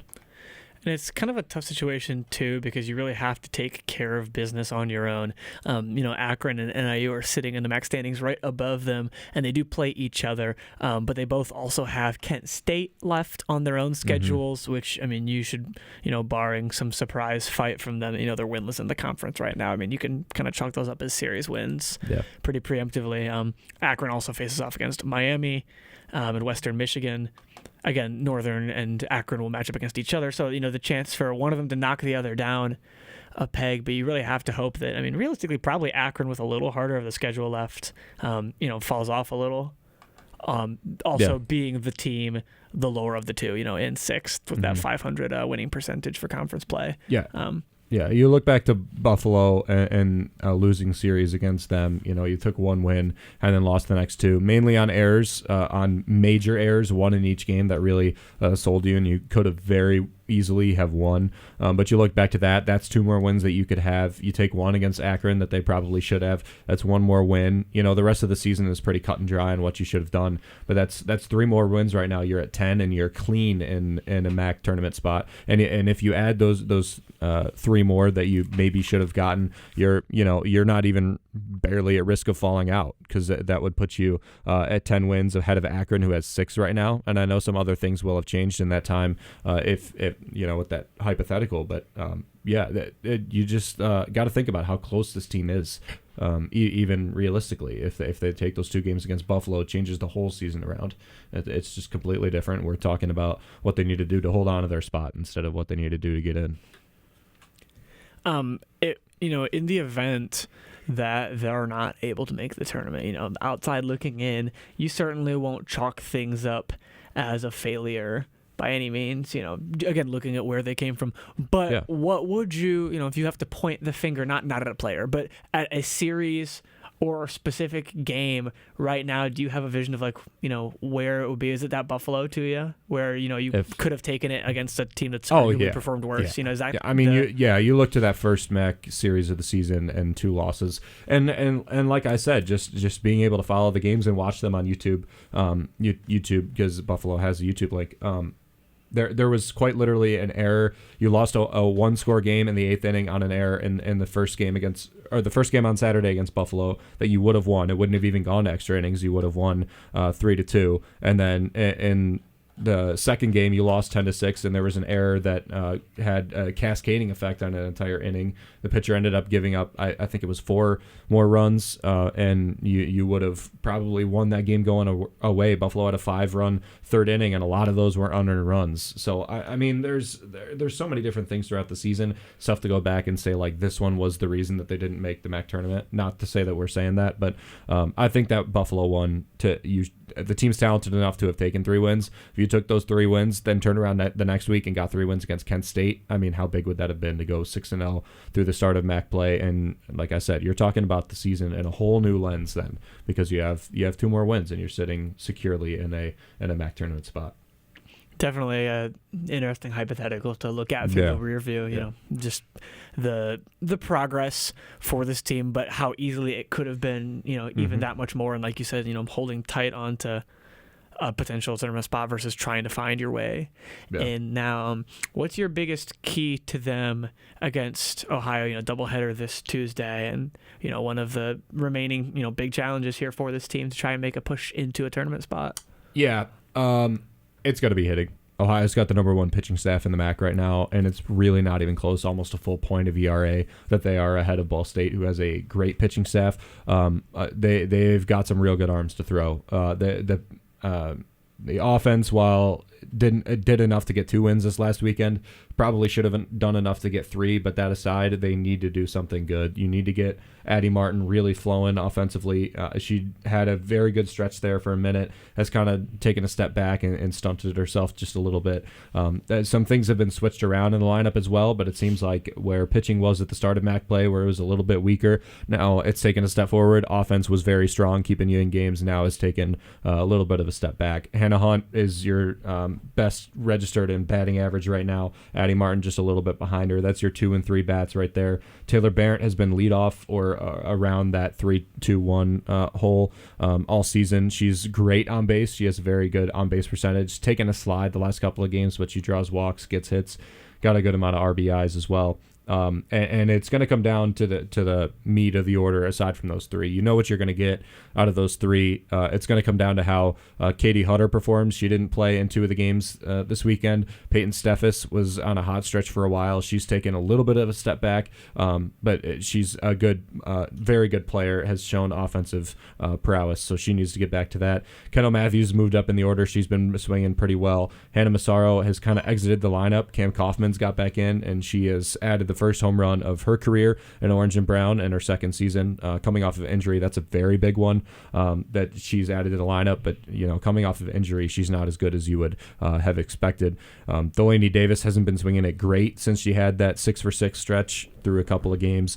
Ava McKee's been in a very good spot, but like I mentioned, that middle bottom of the order, it needs to get clicking at a high rate to get those batting averages up and get some offense flowing, because you got to counteract Ohio's great offense. They have a great pitching staff. Their offense is fine. You've been able to handle some of the other offenses in the MAC, but you were not able to handle the pitching staff of Ball State with your offense. So and Ohio's is better. So that's the biggest portion, is the offense. That the pitching can do what they've done all season. The offense needs to put runs on the board and help that pitching staff out quite a lot, because it's going to be a tough job to do if you're scoring only 1 or 2 runs in a game. The groundwork's definitely there, but like you said, you got to get not ball rolling per se, but get the offense going and see where they can go from there. Yeah. Falcon Media Sports. Get the bats swinging. The bats swinging. So they say. That does happen. Get the bats swinging. Falcon Media Sports Network will have the broadcast live of that doubleheader on Falcon Radio on bgfalconmedia.com. Ben, Yep. are you on that call? Yeah, myself and Henry Costco, I believe, starting 15 minutes prior to 1 p.m. or whatever time we get the starting lineups. Certain teams is different, and when they get them in, they're not too far away, so hopefully they'll get it in pretty fast. And yeah, very excited. bgfalconmedia.com, the Falcon Radio link, and we'll be excited to talk to you on Tuesday at 1 p.m. That one will be awesome. A really big week coming up here for the softball team to try and claw their way back into a tournament spot. On the other ball diamond in Bowling Green here, we've got the baseball team, and the baseball team's had kind of an interesting stretch here. Tyler, break down the last weekend. What's happening? Yeah, I mean, the week started off about as well as it could have over in Youngstown State. Actually, it was Niles, Ohio, just a little bit outside of Youngstown. 17-5 win over the Penguins in 7 innings. Run ruled Youngstown State. Offense looked about as good as it has at any point this season for Bowling Green. They batted around 2 or 3 times throughout that game in the lineup. And then you move on to the Western Michigan series, and this is a series against the reigning MAC tournament champions. So a battle of the 2 reigning MAC champs, the regular season champs in BG and the tournament champs in the Broncos. And it's a series that I think a lot of people are looking at that could have been a possible sweep for Bowling Green. I think it's one that the Falcons expected to win. Was a road series. Western Michigan, a historically good program, not having a great season here this year. And Western Michigan won 2 out of those 3 games. They took the first one from Bowling Green 6-1. A very tough game for the Falcons in that first Friday matchup. You only collected 5 hits. You were doubled in the amount of hits, 10-5. 3 of those hits came from Braden Curlis, a freshman. Another one from Carter Motice, new into the lineup over the past few games, another freshman. So Garrett Sloan was the only non-freshman with a hit for the Falcons in the Friday game. Then you move on to Saturday, and Bowling Green won a close one, 3-1. A historic day for Connor Penrod. He secured his 9th save of the season. That moves him into sole possession of first place for most saves in a single season in program history. Also continues to move him up the leaderboard for career saves. He's up to 10 career saves for the Falcons. So a big game for BG, big game for Penrod. And then just, I want to say, concluded maybe an hour ago at Max. Western Michigan won the rubber match against the Falcons 9-2. It was a close game to start. Western Michigan took it over in the middle innings. They scored 4 runs in the 5th, another in the 6th, and another one in the 8th to really take control of the game against Bowling Green. Nick Good takes his 3rd loss of the season. It's been a tough season for him, and you only have 1 Falcon collect more than 2 hits in that game. Or more than 1 hit in that game, I should say. That was Brady Birchmeyer. So, tough weekend for Bowling Green in a series that I think I think they're fine for the MAC tournament as of now, unless they go on a big skid here. But that's a tough one in terms of positioning. It really hurts them in the race for another MAC regular season championship. Definitely. What do you think went wrong? You know, they had a strong showing. Connor Penrod, really, really strong season from him after being, not as impactful last year, I would say. But, specifically, today's matchup. I mean, how do you diagnose the issues there? I think right now you're in a little bit of a lull with the bats. It's going to happen during the season. This is the biggest lull they've been in, with some of those bats getting a little cool. Well, and that's not surprising. Sorry to cut you off about Sam Seidel not being in the lineup and DJ Newman. Yeah, I was getting to that. Yeah, that's big bats you're missing. Yeah, that's another one. I mean, you look at some of the other big bats. Garrett Wright has stayed tremendous. He's just not putting the crazy output that he was doing earlier in the season. You're looking at 1-2 hits a game from him right now, and he'll bounce back. He's still bobbing above the water. Brady Birchmeyer's power has slowed down a little bit. He's still getting you hits. You're just not seeing as much power as early in the season, like Ben said. DJ Newman's out right now. I don't know when you could expect to see him back. Hopefully he is back by the end of the season. He took himself out of a game with what appeared to be a lower body injury.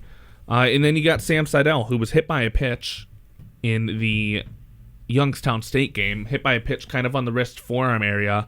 Chaz and I talked to him after the game, said he was going to be good to go, and then he doesn't play any of the 3 games against Western Michigan, so you have to hope that Sam Seidel is he lied okay.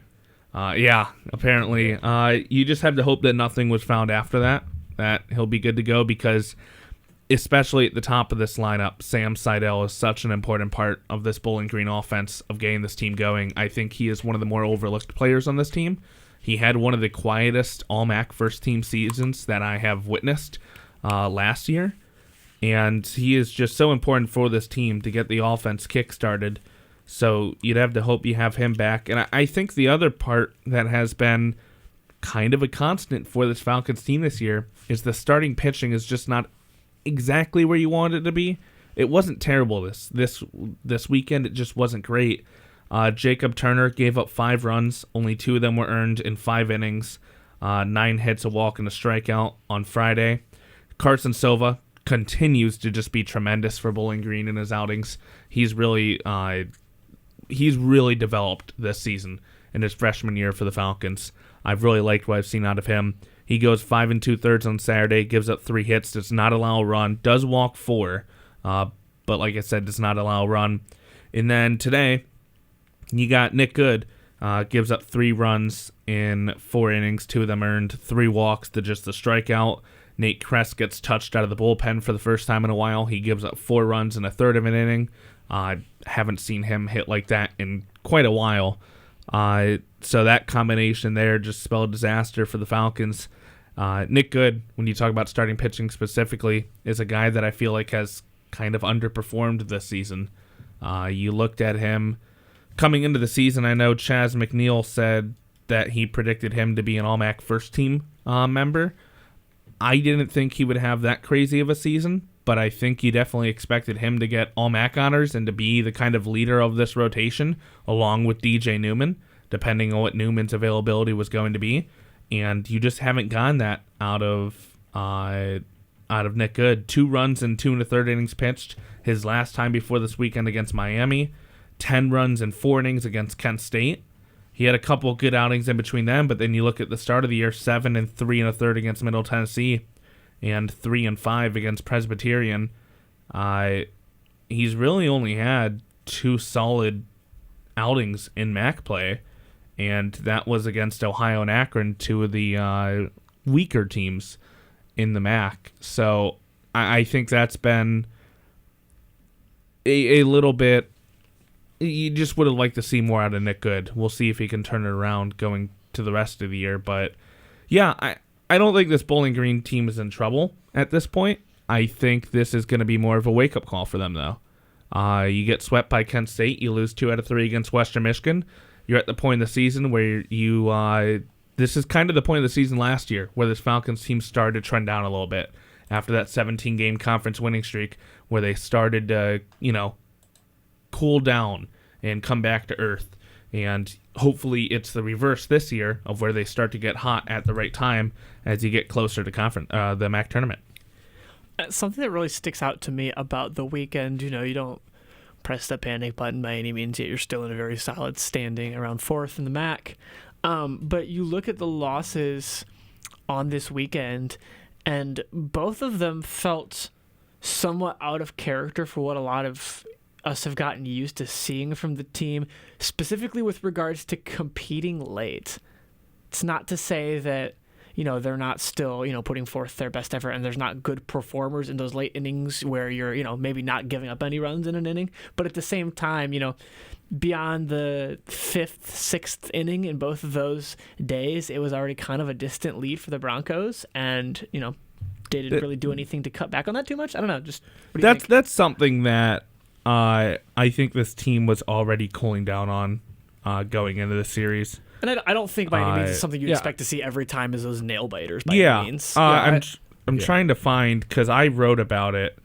I remember. Yeah, I think it's just I found myself doing the same thing, and I had to tell myself I was just trying to compare it to coming back against Youngstown State, coming back against Purdue Fort Wayne, and teams that are very different from the MAC opponents and the MAC pitching staffs that you might face. That I think Dayton was another one that you were able to come out ahead. I think you fell behind a couple of times and then were able to inevitably come away with the win. It's very tough to do that long term. I mean, teams and the team's certainly good enough to stay ahead. Bowling Green baseball is, but it's really tough to be able to fall behind and make a season out of just coming back in games. It's tough to do. You got to jump ahead sometimes and play with the lead. I think that's very important. More important than we don't talk about that enough, how big getting ahead in leads are. Yeah, and that's something that I couldn't find the exact number, but that you saw that in the Miami of Ohio series. Miami was the much better team from the 6th inning on, and I think that's just been the offense slowing down for Bowling Green over these past couple conference series. They've hit a lull with the bats. Like Ben said, they were never gonna stay that hot in the 7th and 8th innings forever. That was always going to cool down for the Falcons. It is a question though. Do you want to start moving stuff around to get something kickstarted? Because TJ Tackett's has been solid in that leadoff spot, but he's a guy hitting below 300 right now. He's a guy that really the power hasn't developed. So I'm interested to see if Halleck does make a change there. I was going to say, Sam Seidel might have been one of my options for that because I look at Tackett's he was in the leadoff spot to begin the season, and he really didn't perform well in that. Yeah, and he started to get comfortable down in anywhere from the 2 spot sometimes, but that was kind of Garrett Wright when DJ was behind him in the 3. Sam Seidel had actually gotten pretty comfortable in the 5 spot for Bowling Green because he offered protection for Brady Birchmeyer at the 4 spot, and it was working well for them then. Yeah. I like Tackett's. He's like prototypical leadoff guy. Like he's the kind of guy that you'd want in the leadoff spot. I just feel like the production hasn't come to that spot where you can warrant giving him consistently if he had the power, he kind of reminds me of a faster Kyle Schwarber in the leadoff spot. A guy that's not going to hit for a ton of he'll hit for decent average, but a very high on base guy. And he just like looks to me like a leadoff guy, even though he's not producing as much as I would like to see. I feel like that is a major hole, just not having a guy on the team that's really embraced a leadoff spot as much. Even with the team as it is right now, again, Seidel and Newman being out is very tough. Gannon is a way too hit or miss for me in the 4 spot. I think with runners on base, that's here's the problem where they're faced right now. The problem you're faced is he's kind of been forced in that middle lineup because of the injuries. Because you look at it, I mean, you go in Tackett's leadoff, you're going Garrett Wright two. You have to move Brady into the 3 at that point, so then you have to put power there in the 4. I agree. Because you got to offer some sort of protection for Brady, otherwise they're just going to attack him very hard. Yeah, it's just the problem that injuries have created. Like we talked about for men's basketball, it's created holes that you really don't have personnel to fill too much, and it might be a kind of thing that Halleck's got to create some identity for the team until you might be able to get Sam Seidel back or DJ Newman back, hopefully, or you might need to change some things up because you are missing 2 stellar bats in the lineup and 2 top 5 bats in the lineup. And I think Seidel would be a very good option for that leadoff spot, and I think you should try him again if he comes back healthy enough to take on 4 at-bats a game. Yeah, I'm not against that at all. Yeah. I've liked the emergence of Carter Motice too. Yeah, I think he's been. We'll see how he continues, but he's been a bright spot. Braden Curlis is starting to heat up. He was kind of sitting around just above the Mendoza line Foster's for a little bit there. About that. Oh, I bet he is. After that feature he did, if you want to check out the feature story on Braden Curlis, go to bgfalconmedia.com, the BG Falcon Media YouTube channel. Yeah. But I found that number I was looking for you, Holden. So you talked about the.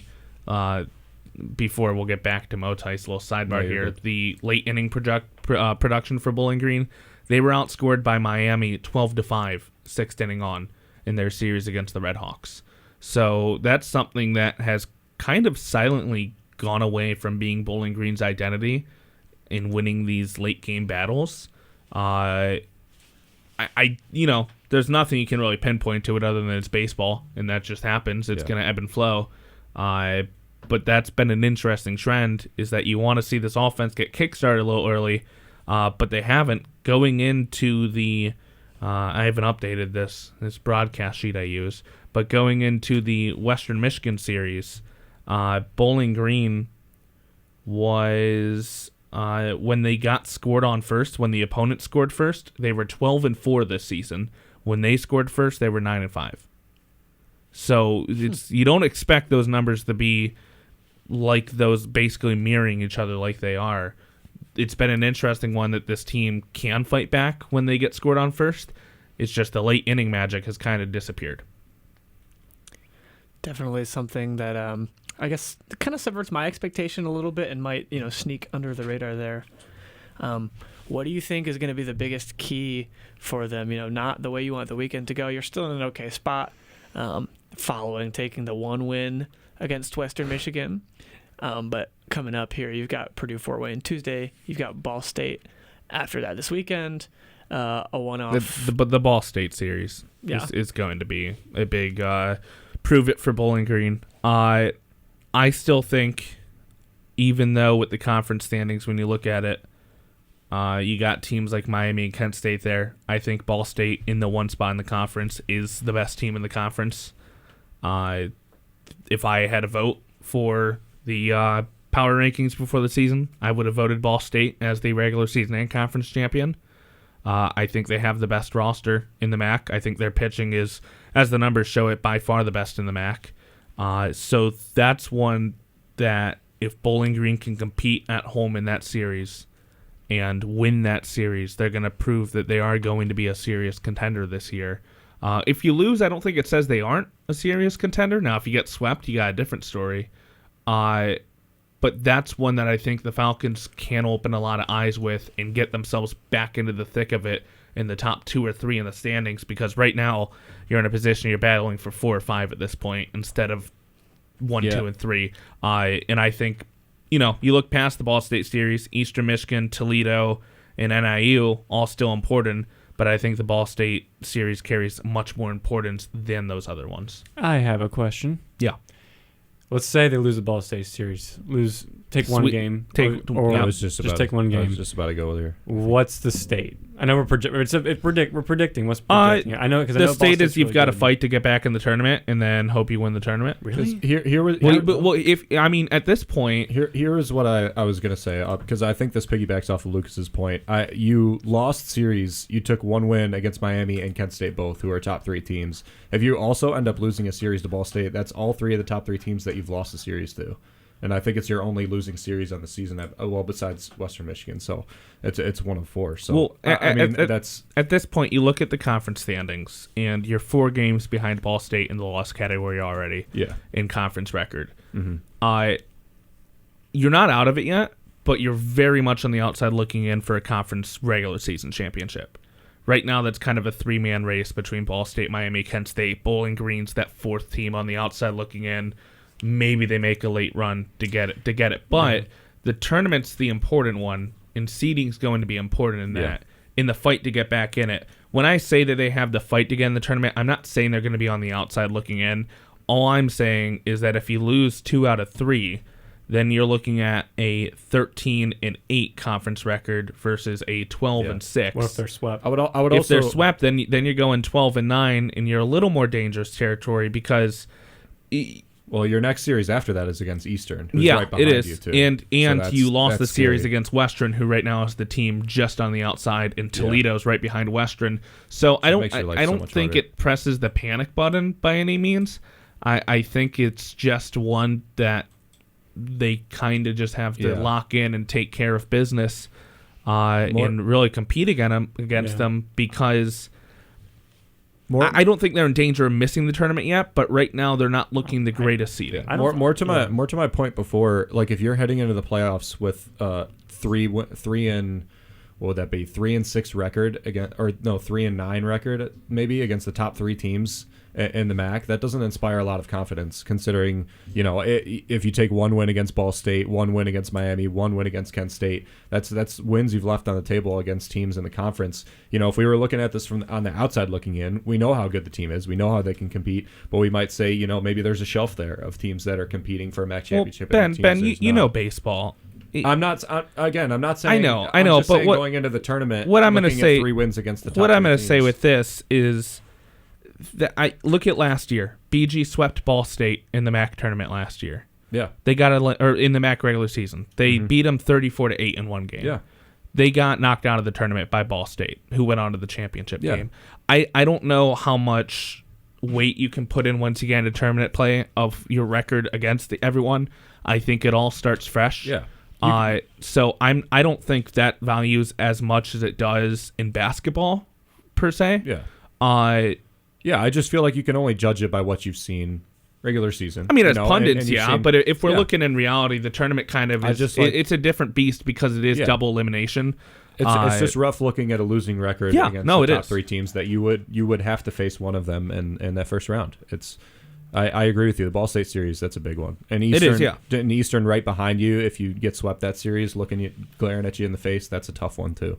Yeah, it is. I think a lot of it's gonna. I'm interested to see what Halleck does with the starters on top of who we get back batting. Where no landed Williman this weekend as a starter for Bowling Green. That's an interesting development. So Nick Good's your Sunday starter. Yeah. Newman's not starting. I really like Carson Silva. Love Jacob Turner. I think Silva is a little bit better in run Silva has prevention been right better. now. I agree. Turner's I better agree. in walk strikeout ratio, I but just he's been love hit a Jacob little bit. Turner. Yeah. Yes. Oh, he's great. But it's you're gonna want, Yeah. you're gonna want some good pitching, and starting pitching is gonna be crucial in the Ball State series because Ball State's pitching is so good. But that you're gonna find out. I think any questions that we're putting out there right now, we'll have answered over the next 2 series against Ball State and Eastern Michigan. We'll have a very good idea of where this team is, what this team is, and what we expect out of this team after the Ball State and Eastern Michigan series. And, quite frankly, the Purdue-Fort Wayne game doesn't matter at all. It really holds no value. I think you're going to want to be healthy going in, you're going to want to get healthy going out, and maybe get a win for momentum, but Ball State and Eastern Michigan are the series to look for. The next upcoming series for the Falcons being that Ball State series at home. BCSN has coverage on Friday and Saturday's games, but the game on Thursday, the 17th, I believe we will have. Is that right? We'll have a broadcast for all 3. We will have a broadcast for all 3, okay. And is that going to be on WBGU Falcon Radio? What are we looking at for that? Lucas? I have to double check, but I believe we're looking at BGU for Friday or Thursday, and then BGU for Saturday. There's a Falcon Radio game thrown in there in between, but I believe 2 of them are released on WBGU. Best way to find out, check out the preview for the series on bgfalconmedia.com. We'll have details on where our coverage for the games can be found. That brings us about to the end of our show, but I do want to throw in one last question for the room because Ben referenced it earlier in terms of ranking things and talking about the Masters. And so I want to know, you don't have to justify it, we don't have a lot of time, but I want to know what your top 3 sporting events are. You can be as broad as you want, and I'm going to change it up. I'll go ahead and go first, and it's not necessarily like one specific event, but my 3 are in no particular order. The Masters, I think, is just so cool. There's so much history and tradition behind it, and even as a not golf fan, I love everything about it. I think it's sweet. Number 2 is not one specific event, but it's rivalry weekend in college football as a kind of a whole package. I don't know that you get a better, more energetic, passionate atmosphere than that. And my last, but certainly not least, a shout out, as will be no surprise to those of you in the room, Olympic track and field. Can't beat it. Fair enough. Gotta love it. Fair enough. I in no particular order, NHL playoffs, the Masters, and the MLB playoffs, in my opinion. NHL playoffs, if you haven't watched just a couple of series of it, it is just so it's more electric. It's the most electric playoff in the 4 major sports that we have. The Masters, so much history. I love that they're keeping all the traditions around.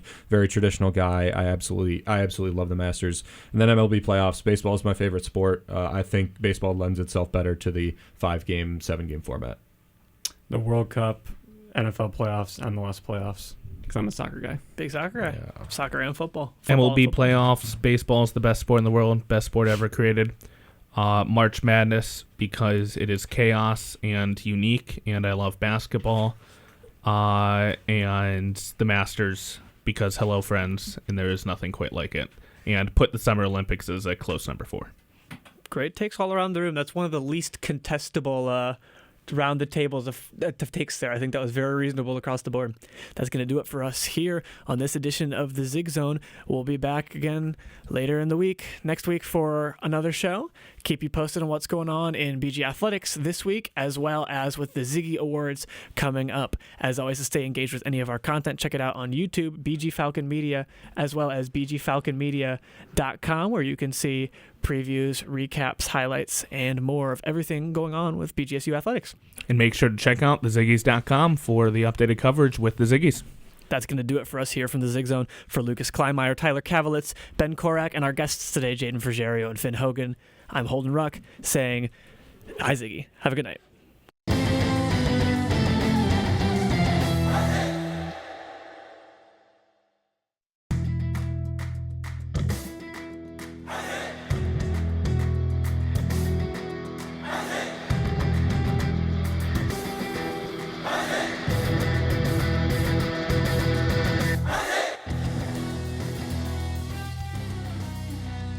This broadcast has been a Falcon Media Sports Network production. For more BGSU sports news and updates, follow Falcon Media Sports Network on Twitter X at BG_FMSN, BG Falcon Media on Instagram, Facebook, and YouTube, and head over to BGFalconMedia.com.